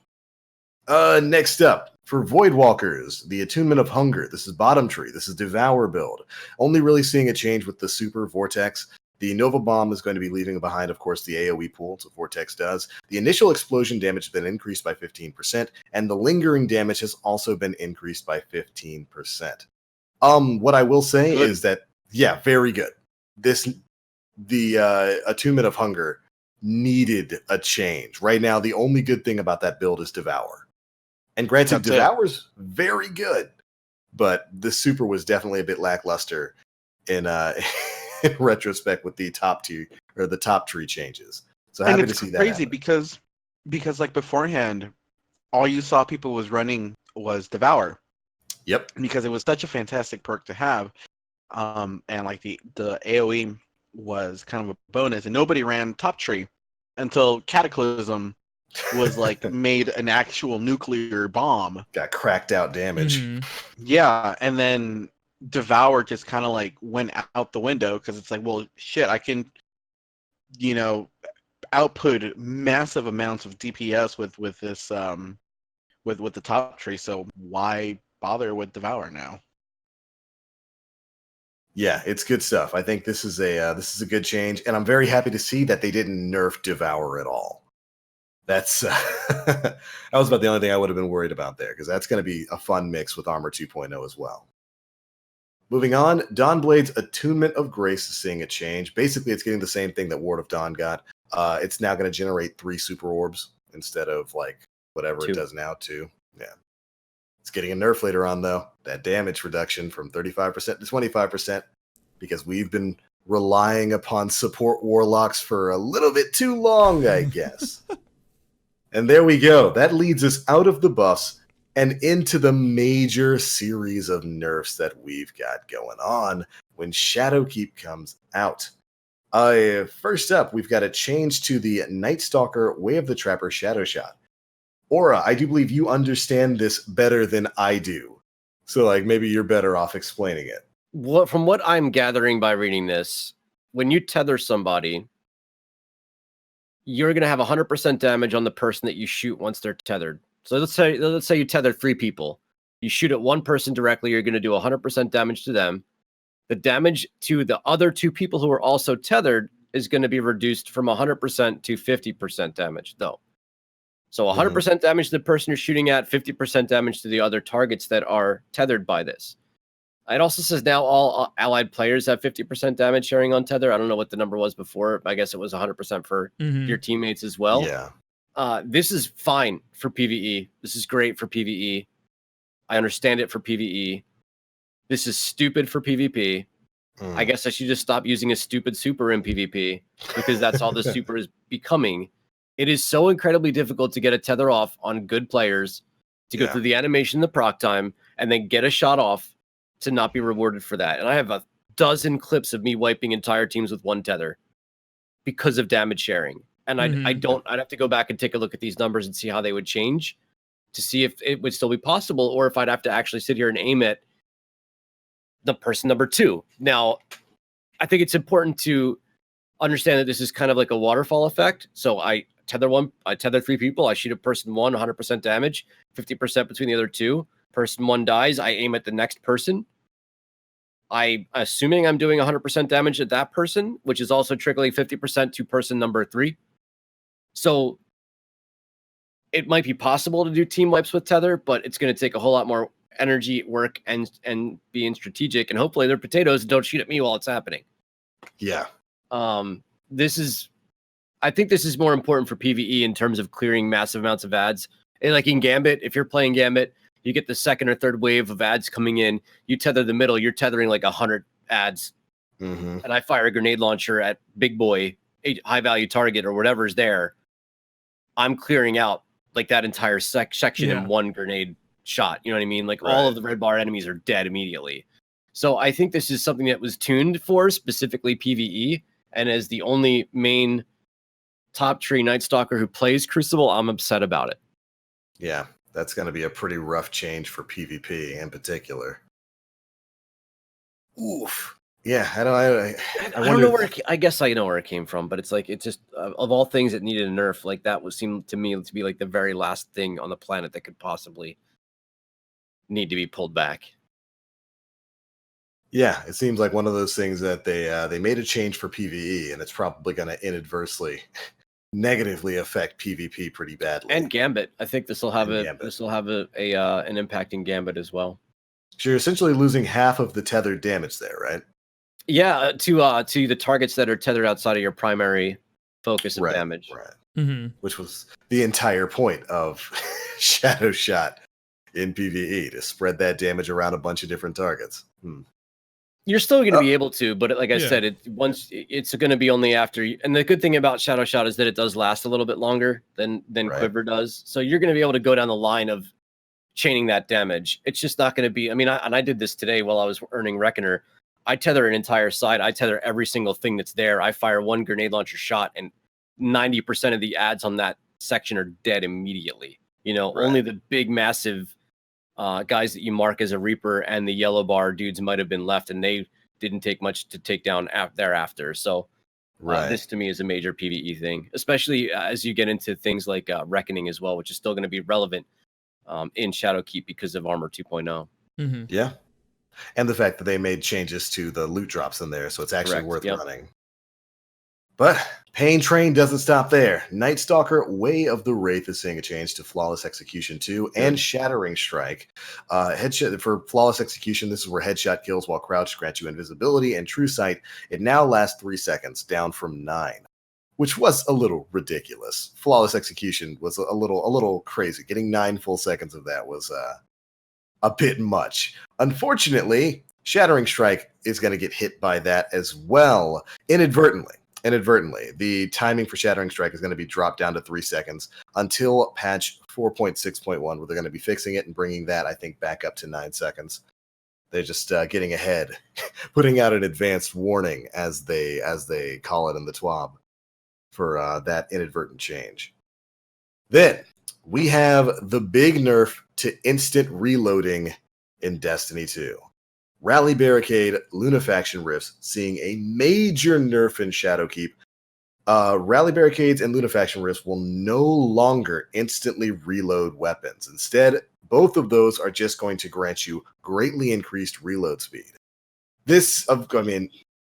Not happy about it, but it wasn't hard to see this coming. The amount of player damage output that we've been getting from this has just been so far beyond the pale of probably what anything Bungie had originally intended. So I knew this kind of change was coming sooner or later. When you could just sit back and drop a rift or drop a rally barricade and erase raid bosses in a single damage phase, something's going to be done about it. But I'm mad. This is going to change the game. It has a chance of changing the game dramatically in a number of different ways. And one of the things that they're tuning with Reckoning is the drop rates of weapons. Are they tuning at the Stompy Boy spawns? They better. Because you rely on these things to keep you alive on the bridge because the Stompy Boys come. Right. And if you don't kill them before they get to you, and one of the ways you literally rely on killing them before they get to you is having a Well of Radiance for not the health more so than as the instant reload. So this is going to change quite a bit. It's going to make people actually have to formulate a strategy for a lot of damage phases. It's not going to be like, oh, well, we'll just, we'll just drop a well. We're not going to have to kill Oryx in one shot. Or I'm sorry, God. You could literally throw out anything Last in Wish the game. name. The Last Wish guy. The strategy's the same. Riven. Yeah. I don't know how many people are going to be able to kill Riven without having to do the eyes at this point, without having to rely on. This is going to change quite a bit. This might mean no one phases for even going back as far as Argos or the Spire of Stars bosses. This could have some pretty significant repercussions. Now, maybe as Nem, have you had a chance to play with the reload on this at all at PAX? I'm not sure if Nem had a chance to do that at all. No. Again, so I've only managed to I only got to play 3 different times.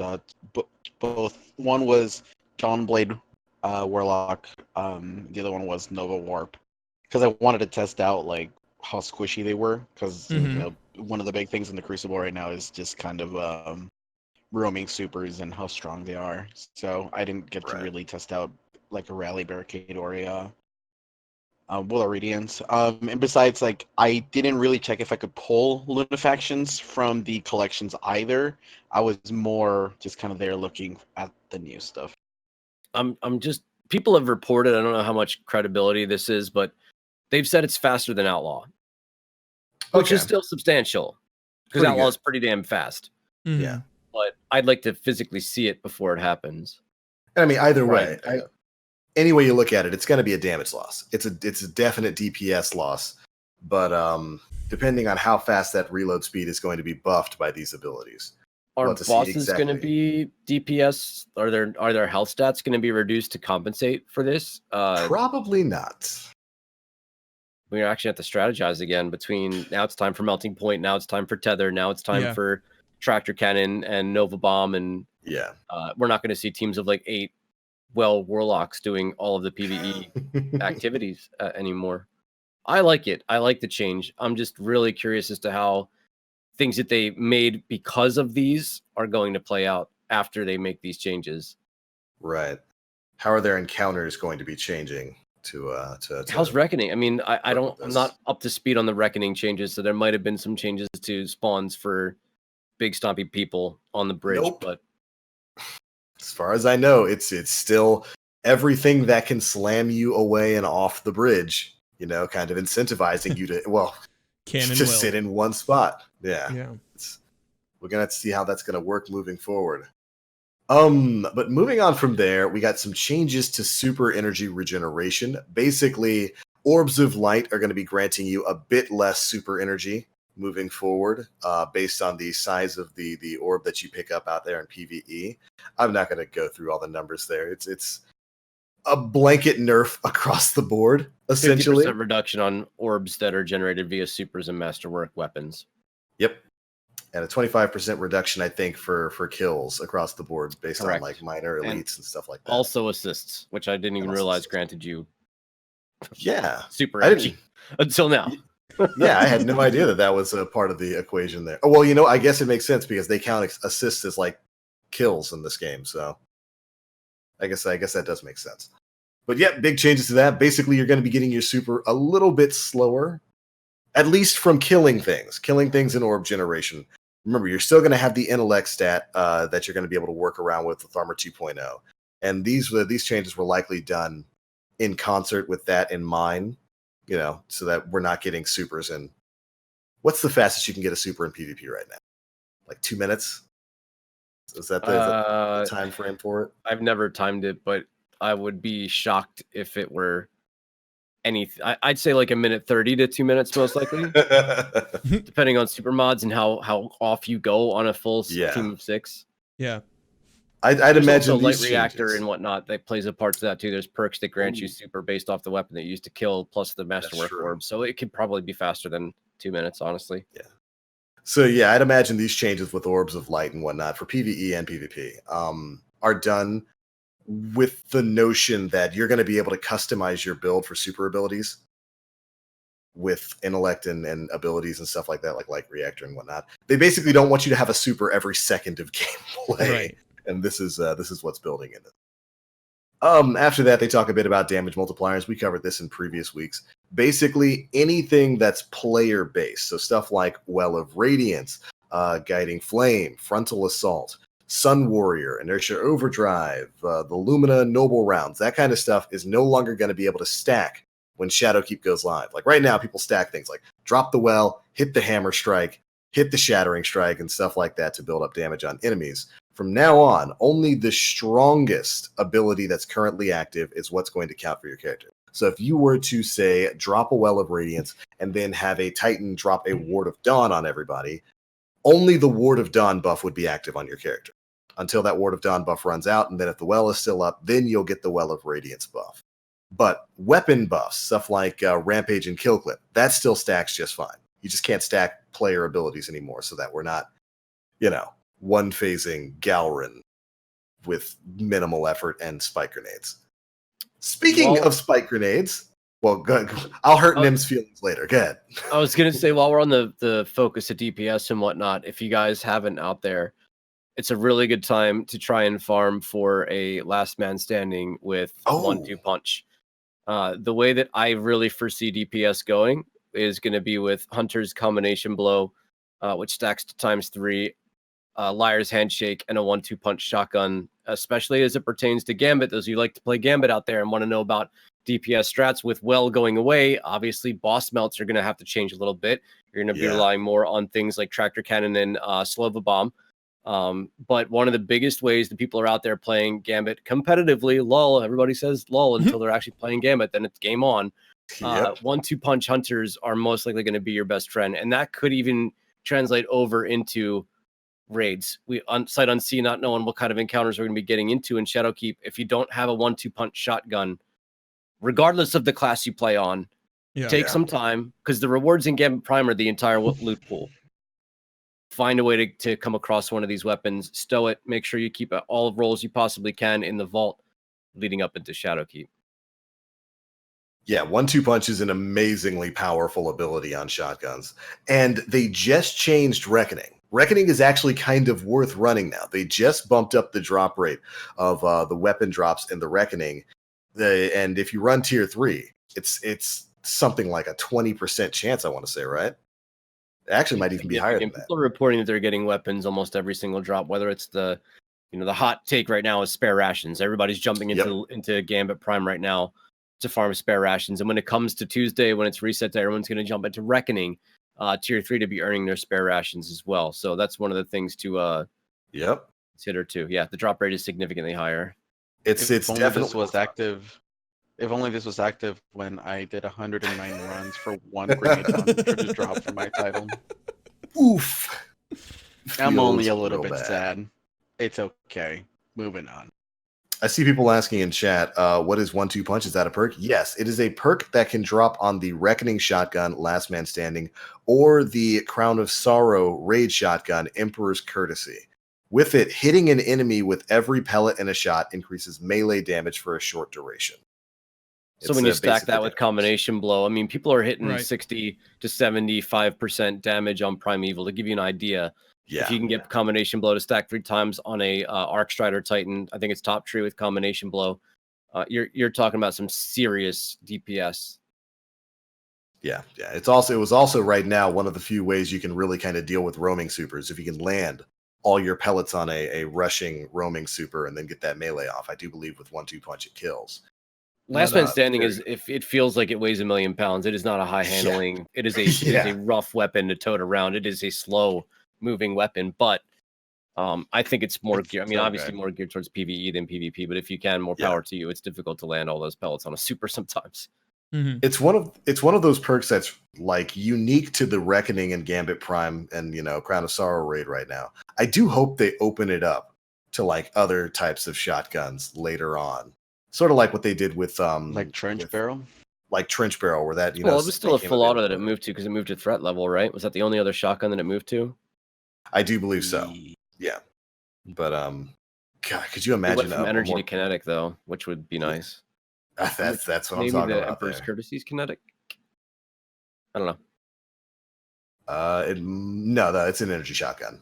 Yeah, that's Emperor's Courtesy is an energy shotgun. But who knows? Maybe we'll see some of those abilities push forward in the future. All right, what was next up on the list? That was the player buffs. Oh, right. Certain player buffs are going down. Stuff like Frontal Assault and Sun Warrior, which currently gives you a 25% damage buff, is being knocked down to 20%. Well of Radiance, we talked about, is going from 35% damage buff to 25%. Weapons of Light is going up to 35% from 25%. Shadow Shot is seeing some enemy debuff changes. Incoming PvE damage is now 30%. Previously, it was 35%, so that got knocked down by 5%. Incoming PvP damage is down from 55% to 50%. But Shadow Shot now works with heavy weapons, which I guess is their idea of a trade-off. Ouch. Next, I'm going to hurt Nim's feelings. Tractor Cannon. Seeing some changes moving forward. Incoming PvE damage from Tractor Cannon's repulsor force is now 30% for all elements. Currently in the game, this gives you a 33% damage buff for non-void weapons and a 50% damage buff for void weapons. This is why spike grenades, void grenade launchers are so strong. You mix them with Tractor Cannon, you get a 50% damage buff. Which is why people were going crazy for like Orwing's Maul and the other Iron Banner grenade launcher. Bye, Swarm of Ravens. Goodbye, Swarm of Ravens. And it's almost guaranteed that's why this is happening. Yeah. So now Tractor Cannon's just getting a flat 30% damage buff to all weapons, which is a damage loss any way you look at it, at least in PvE. Yeah. Hey, remember when that when Tractor Cannon just used to push things and not give anything buffs? This is true. I do remember those dark days. Sucked. Ugh. Yeah. I still think spike nades and grenade launchers are going to be the way to go for mass DPS, at least sight unseen. Yeah. It's just not going to be as much damage as it can do right now. But still, spike grenades, the direct hit bonus that you get from that, plus a 30% buff from Tractor is still going to be big. I wonder if sniper rifles with firing lane are going to be any good. Everyone, that's the other thing I didn't even talk about with Gambit is Soul Survivor with firing line appended. Whatever magazine gives you more rounds and triple tap. Yeah, is that the perk that gives you another round after you hit 3 in a row?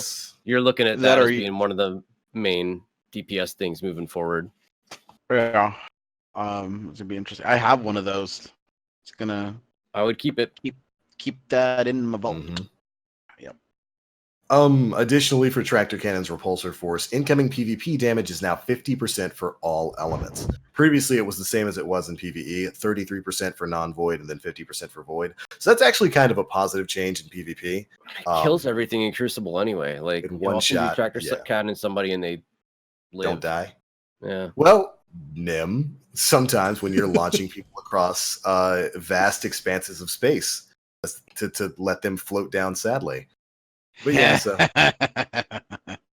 ultimately a pretty big series of nerfs there for Tractor Cannon that, like I said, I can almost assure you was born purely of the spike grenades void cheese going on right now.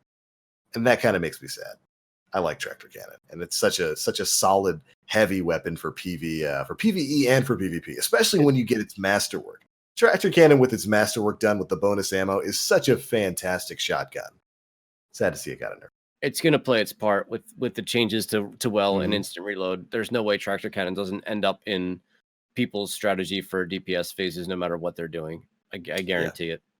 I mean, especially with all these other abilities losing power, Tractor Cannon's probably still going to be a staple of big damage. Speaking of losing power, Hammer Strike, that thing that, Titans like to use and that everybody loves to have, that's being knocked down from a 50% damage boost to a 30% damage boost. Ouch. That's a pretty heavy hitting change. And then the same thing for Shattering Strike. That's being knocked down from 50% increased PvE damage to 30% PvE or increased damage. Whew. There we go. That's it for the player damage changes. Next up, super damage resistance. This is the armor you have while you're in your super in PvP. Some of these have been a long time coming. Damage resistance on supers has been a pretty big topic of conversation in the PvP environments for a while because it's very difficult. It's pretty difficult to kill some of the roaming supers out there. Looking at stuff like Fist of Havoc and Burning Maul and stuff like that. So they're having their armor knocked down. Nim talked a bit about it earlier, but I do believe, Aura, you had some thoughts on some of these armor changes, didn't you? I don't know if I'm reading this right. So damage resistance while I'm in my shadow shot is going from 60% to 53%. How that reads? Yes. You've right. lost so I'm getting less armor in my shadow shot. Is that? Yes. Having less armor in a Fist of Havoc literally blows my mind. I'm sorry. A damage reduction from, I don't know. It's no, that doesn't blow my mind. I'm sorry. That is correct. That's fine. That's probably the way it should be. Shadow Shot's probably the only one that I really have an issue with. We're talking about 7%, 5%. We're not talking about massive changes. And with Fist of Havoc's ability to heal itself and with one-eyed mask on, yep. Is this really going to fix the issue that is running? I mean, I played a team of 5 Striker Titans today. Before we got into this podcast, I played against 5 Striker Titans with one-eyed mask on. So, I still don't think we're getting to the root of the issue. Dawnblade's mobility makes it... It's not so much the armor of Dawnblade that makes it difficult to kill. It's its mobility and the fact that those flaming swords or whatever it is it throws at you will literally chase you to your front door. That's also a big part of the issue when it comes to the Dawnblades. Where's our Spectral Blades unchanged? They're unchanged. Spectral Blades, Golden Gun, and Chaos Reach are unchanged. Golden Gun 0%. Which is good, So because you if deserve Golden when you're- Gun Yeah. if Golden Gun saw any change, you'd be able to kill them with a hurtful note. Good lord. It's an insult. Just an insult levied towards them. But ultimately, good. Do you think that the other supers the other roamers were based off of that? Like using Golden Gun as a baseline? Well, Golden Gun doesn't have any armor because it's one of the Easy mode Right. supers of the game, right? The hitbox for it is insanely massive, and aim assist and aim and hit one scan shot, and- because it's a one shot kill no matter where you hit them. So there's no armor associated with Golden Gun. I mean, if you're asking like the framework that I think they're building everything off of, somebody out there really likes Titans, because a damage tanking ability from 60 to 53% on paper at least is not all that impressive to me. Not when you can heal yourself on every kill. Yeah. And maneuverability. I mean, like part of what makes that super so dangerous is the fact that you go like 100 yards when you shoulder charge. Mm-hmm. So like if you cut that range down a little bit, maybe it becomes a bit more, I don't know. I hate roaming supers right now. I really do. I get the feeling, because like I said, this has been a topic of conversation for a long time. And just to add a note here, they're also removing damage resistance from Masterwork armor when all of this stuff goes live. Yeah. But it seems Which nobody to me used like, anyway. yeah, very few people I think actually masterworked armor. I know I certainly didn't. But it seems to me like I'd imagine this was a change that Bungie's kind of testing the water with, because they don't want to make any inherent changes to the way any of these classes play. A lot of these classes, I get the feeling Bungie's probably okay with how they're playing right now, and rather than making a change that way, they just want to lower their damage resistance, make them a bit easier to kill. And I do believe, Nim, you said something earlier about how you do feel a bit squishier in some of these. Well, At Nova least- Warp's Oh, down yeah. to 49%. Nova Warp is Yeah. easy to kill, and honestly, outside of using that helmet, its maneuverability is pretty bad. Like it is nowhere near what it's been when it was you guys could literally charge your bubble fart from 100 meters away and kill me. It hasn't been that way in a very long time. And charging your ability almost makes it feel like it's even slower. Like I have almost no problem killing Nova Warps. You know what I mean? It's Yeah. Fist of Havoc So- Titans that really suck. And look, I played as a striker, Titan bottom two striker at PAX, and it still felt relatively strong. Right. But yeah, like as long as I Compared just to kept your moving. Nova? Oh yeah, no, I mean I got immediately like deleted out of my Nova Warp. Fairly certain I got sniped out of it because it's such an open map. And I didn't have Astrocyte first, so as you said, my maneuverability wasn't great. But yeah, no, I mean, Striker's still pretty strong. It's Yeah. so strange to me that it's Fist of Havoc, Burning Maul, and Sentinel Shield were the ones that went from 60 to 53, and all three of them are roaming Titan supers. You know what I Yeah. mean? Mhm. Hard to kill. Whereas Yeah. Thunder Crash, which is an immediate return on investment, you would think that these would be flipped. You would think that the things that are a one-shot deal, Nova Bomb, Blade Barrage, Thunder Crash, these things that were Right. immediate would have more armor to keep you less exposed while you're going through the animations of casting these supers. And instead, it's the other way around. It's very, very strange to me. And Yeah. Shadow Shot makes zero sense. I don't know where this data comes from, honest to God. It can't be coming from the only player who does it in Crucible, which is me. Because I die in my Shadow Shot every single time I cast it. Almost every Yeah. single time Right. I cast that super, I'm dead. And just to give the audio listeners a bit more of a heads up on what exactly is changing here, the supers Nova Warp, Thunder Crash, Blade Barrage, Nova Bomb, and Well of Radiance are having their super damage resistance reduced from 54% damage reduction to 49% damage reduction. Hammer of Saul and Daybreak are going from 50% damage or 56% damage reduction to 51%. And then Fist of Havoc, Burning Maul, Sentinel Shield, Arc Staff, Arc Lightning, and Shadow Shot are going from 60% damage reduction to 53% damage reduction, which, as Aura's mentioned here, for Shadow Shot is probably not great, since you sit there in the air for so long you can get blown away by a number of things. And for Fist of Havoc, probably isn't going to make much of a change at all, since you're still running around One-Eyed Mask, which, by the way, they mentioned earlier in the TWAB, One-Eyed Mask is seeing no change when Shadowkeep comes out. Feel about that how you may. Just don't. You get that armor, you get that health, and you can still extend your super for every kill you get. I don't get it. We'll have to see exactly how this is going to work going forward. I get the feeling some of those Titan supers are probably going to have their damage resistance dropped a bit more, because at least Fist of Havoc is. I guess Sentinel Shield's easier to kill because it's less mobile than Fist of Havoc is. But Burning Maul doesn't really rely on maneuverability. Like, yeah, in all honesty, there's a little bit you can do with spinning around to kind of close gaps a little bit quicker. But again, I feel like these should be flipped around.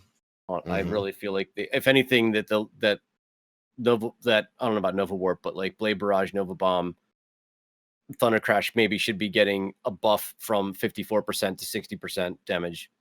Right. I don't know. It is weird that Thunder Crash is like on the low end of the spectrum there for damage resistance.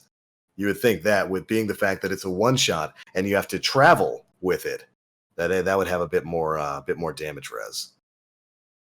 We'll have to see. Like Nim said, he's the one who got to play with it. He said Nova Warp definitely feels squishy, which it kind of already was squishy, but ouch. Yeah. Owie. I don't know if I like that. But all right, that's it. Those are the sandbox changes. That's everything that was there. From there on, it leads right back into the armor stuff, which we started off on earlier in the show. Those are the big sandbox changes we got to learn about in the TWAB for this week. Any closing thoughts on those? Other than being angry at super resistance? I'm excited. I feel like we've almost gotten spoiled by a lot of what was going on, especially in terms of reload and I'm really curious to see people put strategies back together again, to see how people take on some of these challenges, because so much of it really just relied on standing in one place and doing damage and not having to actually be like, all right, now it's time to do this, now it's time to do that. Like having all of these buffs and debuffs actually have a timer associated with them. There's gonna be so many more moving parts to endgame activities it's almost like we're not as sharp as we used to be as players now. You know what I mean? Right. So Unga bunga, spike grenades now. Yeah, I'm looking forward to a change to that. I really am. I'm ready to put my my Nova Bomb Warlock foot forward with Tractor Cannon and see what DPS looks like, and figure out how to use Combination Blow better, because it's actually really difficult to get Combination Blow ×3 depending on what you're doing. So, they're set up to that.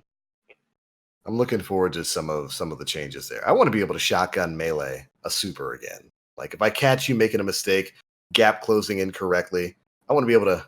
I like being able to have an option there to take you down without having to have 5 of my teammates standing next to me. They could have just given us a weapon mod in place to do this instead of making a lot of these changes across the board. We talked about this probably even 6 months ago. Like, just give us a mod that I can put on a shotgun that does extra damage to supers that would put me in a position to shotgun melee. Yeah, that could have been something that would have maybe not had to make all these mathematical changes in the background. So I don't see not knowing how coding works within the video game. That's just, my thought process. Yeah. We'll have to see when Shadowkeep comes out. But all right, that's it for the news. That's it for the PAX discussion. Is it time to move on to audience questions, Dan? Yeah, we got 3. Ooh, let's go. Yeah, all right, so Chaos Rico asks, okay, question. Would you recommend to just purchase this game this late? No. No. Mm-mm. No. No, we're so close to October 1st. Yeah. The only thing I would recommend you purchase is Shadowkeep. Because Destiny 2 as a base game is becoming free to play when October 1st rolls around. So it would be a huge waste of money, an absolutely huge waste of money for you to go buy Destiny 2 right now. When it's, it's the base game is becoming free. The only bit of paid content is going to be Forsaken, Shadowkeep, and then like the season and annual pass. So if you're jumping into it right off the bat, I would say just purchase Shadowkeep.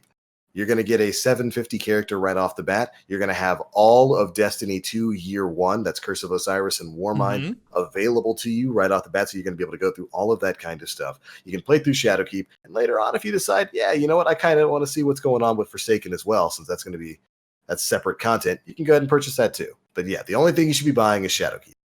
Just hold off until October 1st and get the game for free. Yep. I am Darkness 25 asks, what are you all most excited about in Shadowkeep? Ooh. I mean, for me, I think it's hard to say, but like I think cross save was huge. Yeah. It's already happened. Yeah. But I think cross save was a massive step forward to what could eventually turn into cross play. And while it has nothing to do with the content we're about to consume, I think it would be a misstep to not mention how amazing that feature is, being able to go and play on any console that I so choose with all of my friends I haven't seen since Warmind content came out. And as a content creator, the reduction in responsibility of grinding out 3 separate platforms, which is damn near impossible with the amount of content that Bungie has put in this game now. It's so much easier now. Yeah, it's fantastic. That's absolutely fantastic. I would agree. Yeah. Cross save was the thing I was most excited for. So like everything else is icing on the cake from here on out. All the new content and all that kind of stuff, which we've actually been kind of spoiled on quite a bit of. We got to see the raid armor, raid weapons. We got to see the new exotics, the machine gun, the Deathbringer exotic rocket launcher. I want that so bad. Oh, that's a Nim weapon, 100%. That's that ornament. just as much edge as this guy likes. No kidding. But yeah, like cross save, that's the thing that I was most excited for, and everything else is just icing. Oh, fun fact. So the Divinity, which is the trace rifle that makes the giant crit spot. Right. When I was taking a look at it, obviously we know that it's a raid exotic. Yep. But in the tooltip, it said that it came from a quest. Really? Yeah. So I'm assuming we could potentially see a Touch of Malice, Legend of Acreus type of exotic quest. It's like a quest that builds up into raid completion. Yeah. That's kind of funny. There was a Reddit post earlier this week. I forget who the user was, but he's like, I was talking to a dev at PAX West, and I asked him what he worked on at Bungie. And he was like, oh, I worked on the Whisper quest. I also worked on the Outbreak Prime or Perfected quest, and then I worked on this other thing. And he's like, what was that silence? What was that silence? That man just had his job on the line briefly. For a moment. For just a moment. He felt Deej's supple breath over his shoulder. Yeah, I wouldn't be surprised if we had another hidden mission like that. Given that if the Divinity thing winds up being true and it's an exotic that you build with a quest, that might mean that there's still a separate exotic drop in the raid, like a Teraba or something like that. That's just a randomized drop, which would be cool. I'd like that. It's about time we went back to having. Yeah, it's about time we went back to having exotic quests tied to raids. Yeah, I'll take it. What was the one the one that made us go back into the Vault of Glass, the pulse rifle? No time to explain. Was that No Time to Explain? That was a really good quest, and the weapon was actually not terrible, all things considered. But like the fact that we only got to explore that area like once, like I never saw that room where I fought that Vex dude ever again. You know what I mean? It'd be cool to have some kind of repeat playability tied to things like that, outside of like helping friends get their Whisper, helping friends get their Outbreak, and masterworking it. I guess that's it. I guess masterworking is kind of a way to do it. I still haven't masterworked the Bad Juju yet, but yeah, that'd be cool. I also like that they give you access to those missions after you've completed it. I love that I can go back into the Whisper whenever I want. And see masterworks. I like that. So good. For catalysts. Yeah. Yeah. All right, next question. Mills asks, was there anything you expected to see in the TWAB patch notes that wasn't there? Yeah, a PvE buff to Thunder Crash. Oh man. Yeah, you kind of right about that. Yeah. I actually think they showed us too much. Yeah. We have seen I was expecting to see less. I agree. Honestly, than we got. I agree. So I mean, they covered so much. There was so much information. Even the past like month, we've really been flooded with a lot. So I'm gonna say no. Yeah. Since they're not working with a publicly traded company anymore, they can kind of give us that a little bit. Yeah, I guess so. I'll admit, I was completely surprised when I saw the breadth of information that was coming out of PAX. Like the fact that you could just go into collections and look at raid armor and look at all of the new exotics and none of it was classified. That should not have been a thing. Yeah, I'm sitting there wait, why is that in the dev build? I'm surprised that wasn't crossed out or grayed out. Yeah. Right. Because it can, you know what, I don't know. I thought to myself, maybe it was an example of them not being able to change something in time. Maybe they didn't think about it. Maybe they thought, oh, wait, hold on. The build we're sending to PAX has all this stuff in it. Oh, well, too late to change it because at first I thought this has to be a mistake. There's no way they actually left this information in the game. Then I remembered that before PAX, all those Bungie devs who were going to PAX changed their Twitter handles to Machine Gun No Name. Yeah. At whatever. And that kind of makes me think, oh, well, okay, well, so obviously they knew this stuff was going to be in the build. Yeah. They knew some of that stuff was going to be shown off in full there. Maybe they just decided to own it and say, oh, whatever, people are going to see it anyway. So, like I said, that you could use that. That was the exotic that you had as the heavy. So that's probably why they did it. But I wouldn't be surprised in future instances if they close that off. I honestly, I feel bad for Dylan. I feel bad for Dylan because it was busy. That dude was everywhere, and then to have to address Reddit over this, that's hey, this is raid armor. But we're at PAX, so we'll have to talk about this, later. Right. I was just like, holy shit, yeah, that's just. It was all on display. You could go in and see the raid weapons.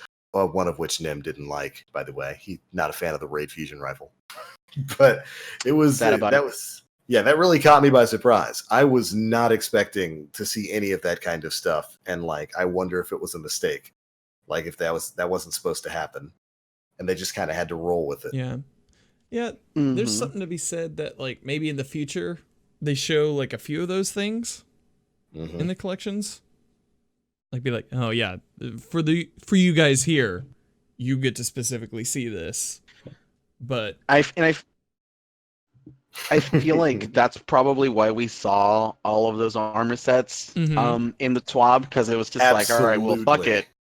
Yeah, it's fuck it. They've seen it in the collection. So yeah, there you go. Because I wasn't a fan of how much they revealed on the TWAB in terms of the armor sets, because part of the fun of Destiny is booting up the game and getting a piece of armor set that you've never seen before, and right. But I think it's important to remember that not everybody pays attention to that stuff. When I was first getting involved in Destiny, throughout the first probably year to 9 months of Destiny was a thing, I had a person, Eric, who I'd go to for Xur videos. And that was it. I didn't pay attention to This Week at Bungie. I didn't pay attention to Reddit. I didn't pay attention to game conventions. None of it really pertained to me. I was kind of in my own little bubble. And while all of us who pay a lot of attention are seeing all these things, there is still probably an overwhelming majority of players who are still oblivious to what's happening. And these things that they see are going to be brand new to them. And then there's people like me who are just old, who are going to forget by next week, and then when the stuff drops, I'm gonna be surprised and be like, "That's really cool. That's great. I never saw that before." So there's the other two populations it's gonna cater to. I love you, Aura. Never change. You're right, Dad Aura. Dad Aura is 100% correct. I mean, you're absolutely right. We're in the minority. We're in the minuscule minority when it comes to this kind of stuff. The number of people who actually go to the subreddit and read this information and look this kind of stuff up is nowhere near the majority of players out there who have no idea any of this stuff exists. Right. So I guess in the grand scheme of things, it's not really too much of a problem. I just wasn't expecting to see it. Yeah. At all. Yeah, for sure. Again, it's probably just one of those things like they didn't think about it. But I mean, like, yeah. When has the Destiny community not ever looked into shit that they're not supposed to? You know? Exactly. Yeah, absolutely. Like I said, like that was literally one of the first things when I got to the console. As we were landing in the match, I was like, oh, I'm gonna take a look at the stuff in here and see what we got coming up. So his jaw went slack. And just all this drool came out. Oh, my eyes is glazed.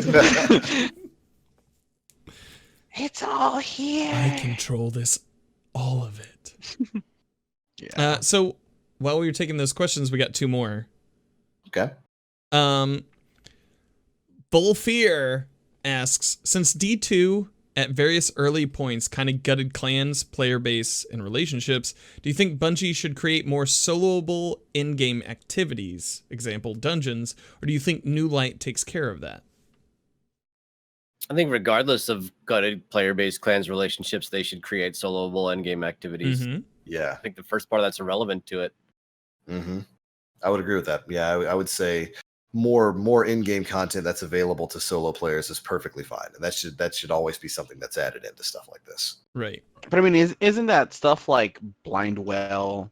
Yes. Like the Menagerie. Menagerie. Just because Menagerie is a 6-man activity doesn't mean it's not it's not solo friendly. You can load in there as a solo player and get that done. This question probably pertains more to things like dungeons or whisper or bad juju type missions. I'm putting words in Wolfier's mouth, but I think that's more of where the question was lying, because the last thing any of us, and I think the majority of you guys would agree, the last thing we want is more milestones. Right. Yeah. No. Dear God. Yeah. But I agree with that too. Absolutely. Give me more bad juju type missions. 100%. Mm-hmm. Yeah. And finally, Dat Dad Cab. Of the 4 hosts here, how many of you are going to switch to Bubble Bro? And how excited are you for that switch? I'm going to try it. I'll try it. I did the majority of my Reaper triumph for Reckoner on a Warlock. Massacre medals were just easier to get as a Stormcaller. Yeah. And it was blatantly obvious while I enjoy playing Warlock, like I am a hunter. I am a hunter. That's the player that I'm the strongest. I'm the most beneficial to my team. And I think being part of a team is going to be more important as we move into Shadowkeep. I'd say let the Titan mains be a Titan. Yeah. And let me do my hunter stuff so that I can be really fast, really maneuverable, and go invisible when I'm near death. I will say there's a middle ground. As an Arc Strider, I like punching things, so I get that already, you know? But I'm a hunter at heart, so there's no change. I'm gonna still flip, still gonna smash, still gonna punch. I play Titan, I would say, as my backup class. Mm-hmm.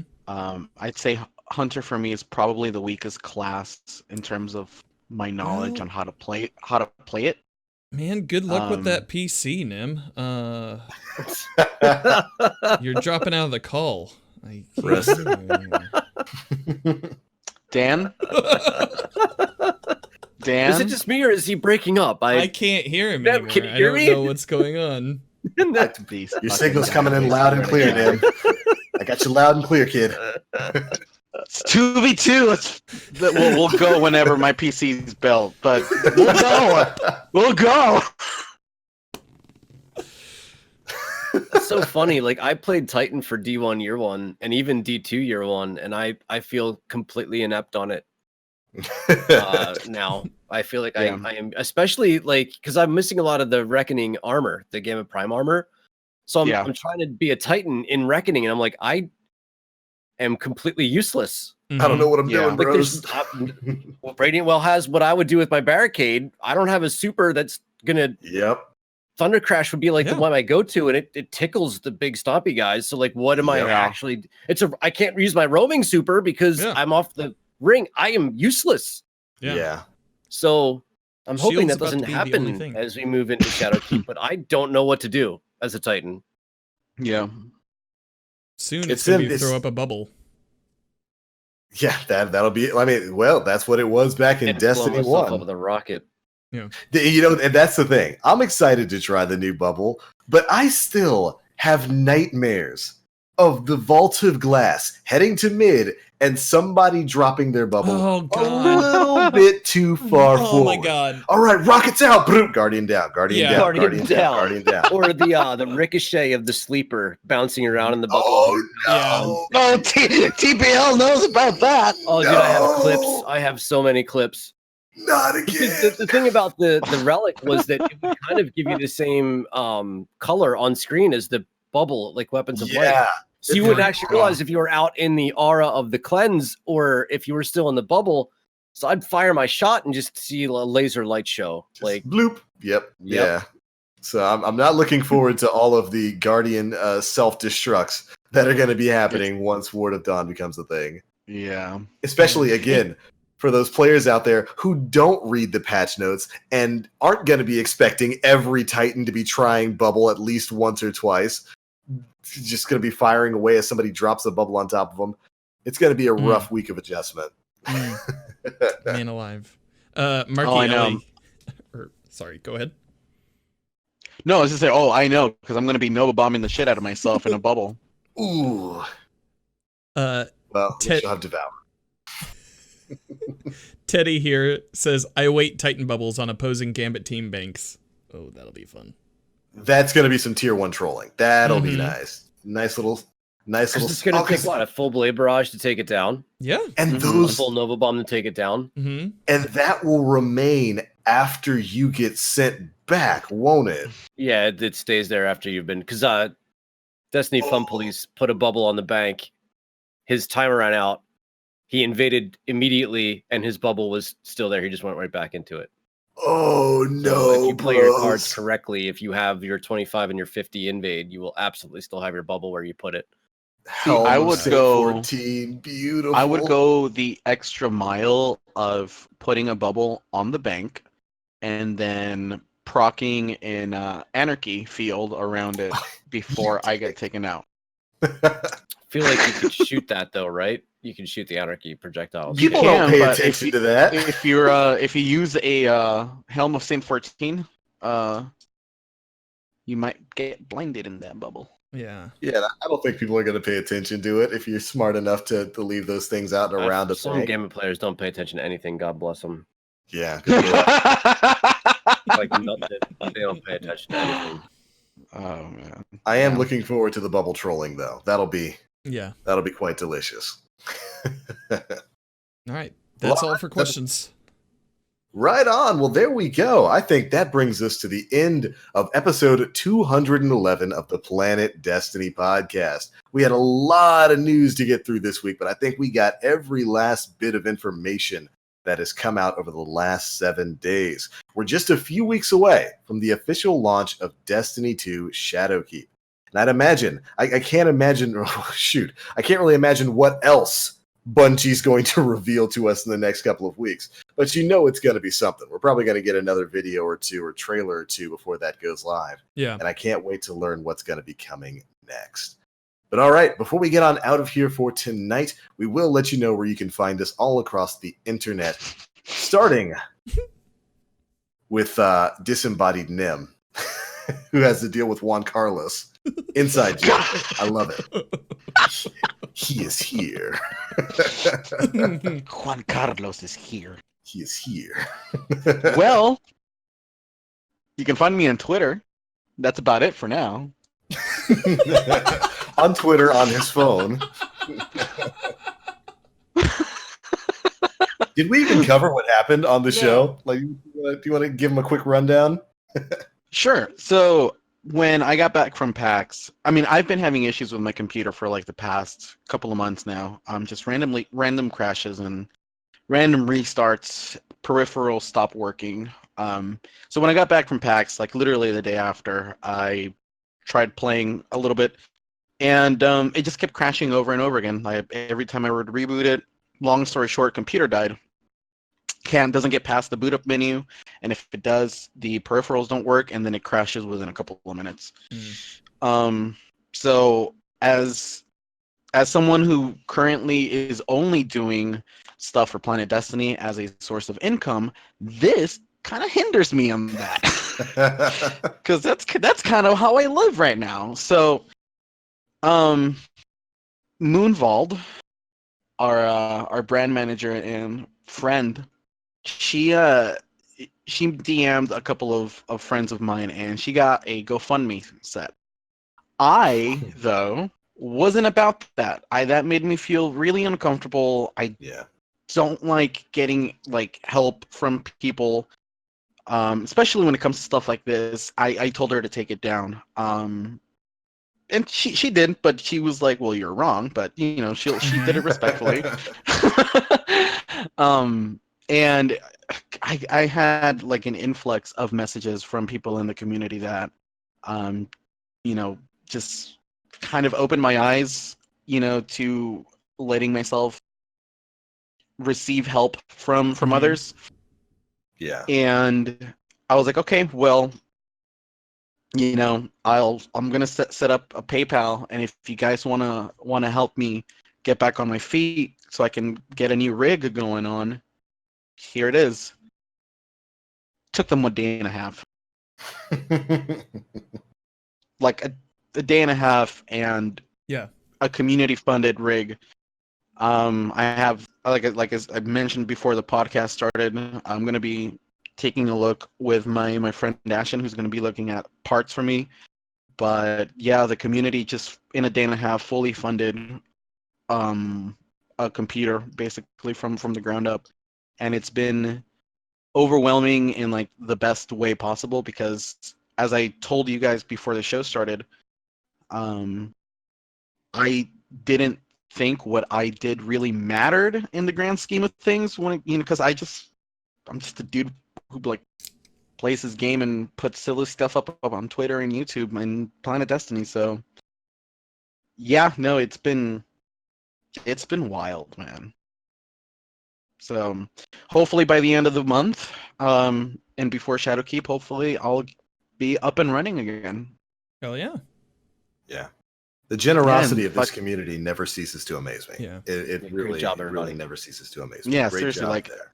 a million thank yous to everybody who contributed, and like I said, they're going to be honored once I get this going. Like I mentioned on Twitter, if you haven't seen it there, I will be recording the building process of the PC, and I will have the names of the people who donated pop up on the video. And Twisted Logic, somebody that also contributed, gave me a fantastic idea of having a mouse mat with the names of the people who donated. So yeah, no, it's been unreal. Oh, if you could get their like signature files.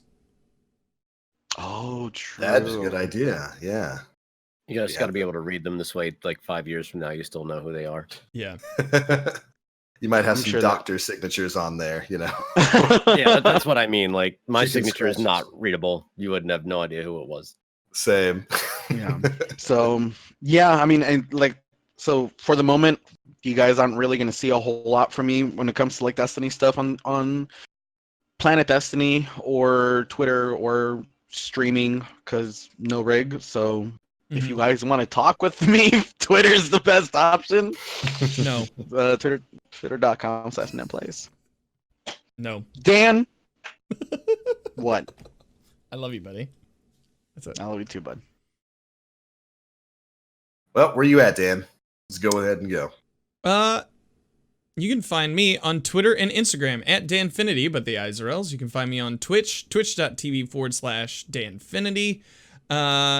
The podcast Destiny Digest, Monday through Friday. It's about like 5 minutes long. It's usually the news of the day. And I want to plug something here for the PD channel. Friend of the podcast, friend to many of us here, as he's handled most of our design stuff. Rotting Jackal just... We hired him out to do some new emotes, and I don't know if anybody has them in the chat, but currently it is September, so you can sub to the channel. And what are the names of them, Nim? Like one of them's like Love, Destiny. I know. Love, Destiny. I don't know. I don't have access to none of this. Love, Sip, but thanks. Crisp, and AB Love. God damn it! I forgot. Him. But he did an amazing job. External memory showing him right there. So yeah, check them out. Check him out. He's a really good dude, and he's amazing. Yeah, he's done my rebrand as well. Yeah, fantastic work on that new stuff. Also, that dad cab going wild with the gifted subs in there. Now everybody can see the brand new emotes. So go ahead and go crazy with those there. In the meantime, Aura, where you at, buddy? You guys can catch me on Twitch, twitch.tv/Aura, on Twitter, twitter.com/evilaura, 3VIL_AURA. We used to be 7 days a week. Now we're taking days off for physical, mental health. So I'm live when I'm live, and I'm not when I'm not. Oh, I like it. That's it. Take it or leave it, baby. I love it. That's right. Hey, mental health and physical health are important. They are uniquely especially important. in this industry. Good Lord. Yeah, you can burn yourself out in absolutely no time flat doing this kind of thing. A lot of people don't realize it because, they just kind of look from the entertainment aspect and think, oh, well, you're just streaming and whatnot. Nah, it is a everyday grind that can wear you down. So it's very important to take time off, which is why I almost never keep up with a streaming schedule, and I never will. You'll never make me keep up with a streaming schedule. I'll take off time whenever I want to, and you'll never stop me. By the way, my name is The Black Link. You can find me pretty much everywhere on the internet. Twitch, Twitter, YouTube, all at The Black Link. This week, I don't even know if we have any big news coming out. Last week was such a big news rush. I don't know what else there is to cover. Yeah. But if any big things happen, you'll find it over on the Planet Destiny YouTube channel. I have been playing an absolute metric ton with 2 N's and an E of Monster Hunter World Iceborne. That expansion is an easy 10 out of 10 for me. I am absolutely in love with it. I love the Monster Hunter franchise. It's one of my top 10 favorite video gaming franchises, and Iceborne has just been keeping me busy since Friday. And I'm going to be on it probably for the foreseeable future, so we'll have some live streams for that, helping people get caught up with stuff, especially you, Nim. Got to get you dragged up through those master ranks, man. Yes, got to do it. Oh, it's great. Playing solo right now. Yeah, Master Rank Solo will take you for a ride. Like, oh boy. But it's good stuff. I'll have fun taking you through that kind of stuff. But you can come swing by, check that kind of stuff out. But all right, ladies and gentlemen, that is it for Planet Destiny and our podcast for this week. Thank you all so much for tuning in. We love your faces. We cannot wait for Shadowkeep. And we'll catch you all next time. Bye-bye. Bye.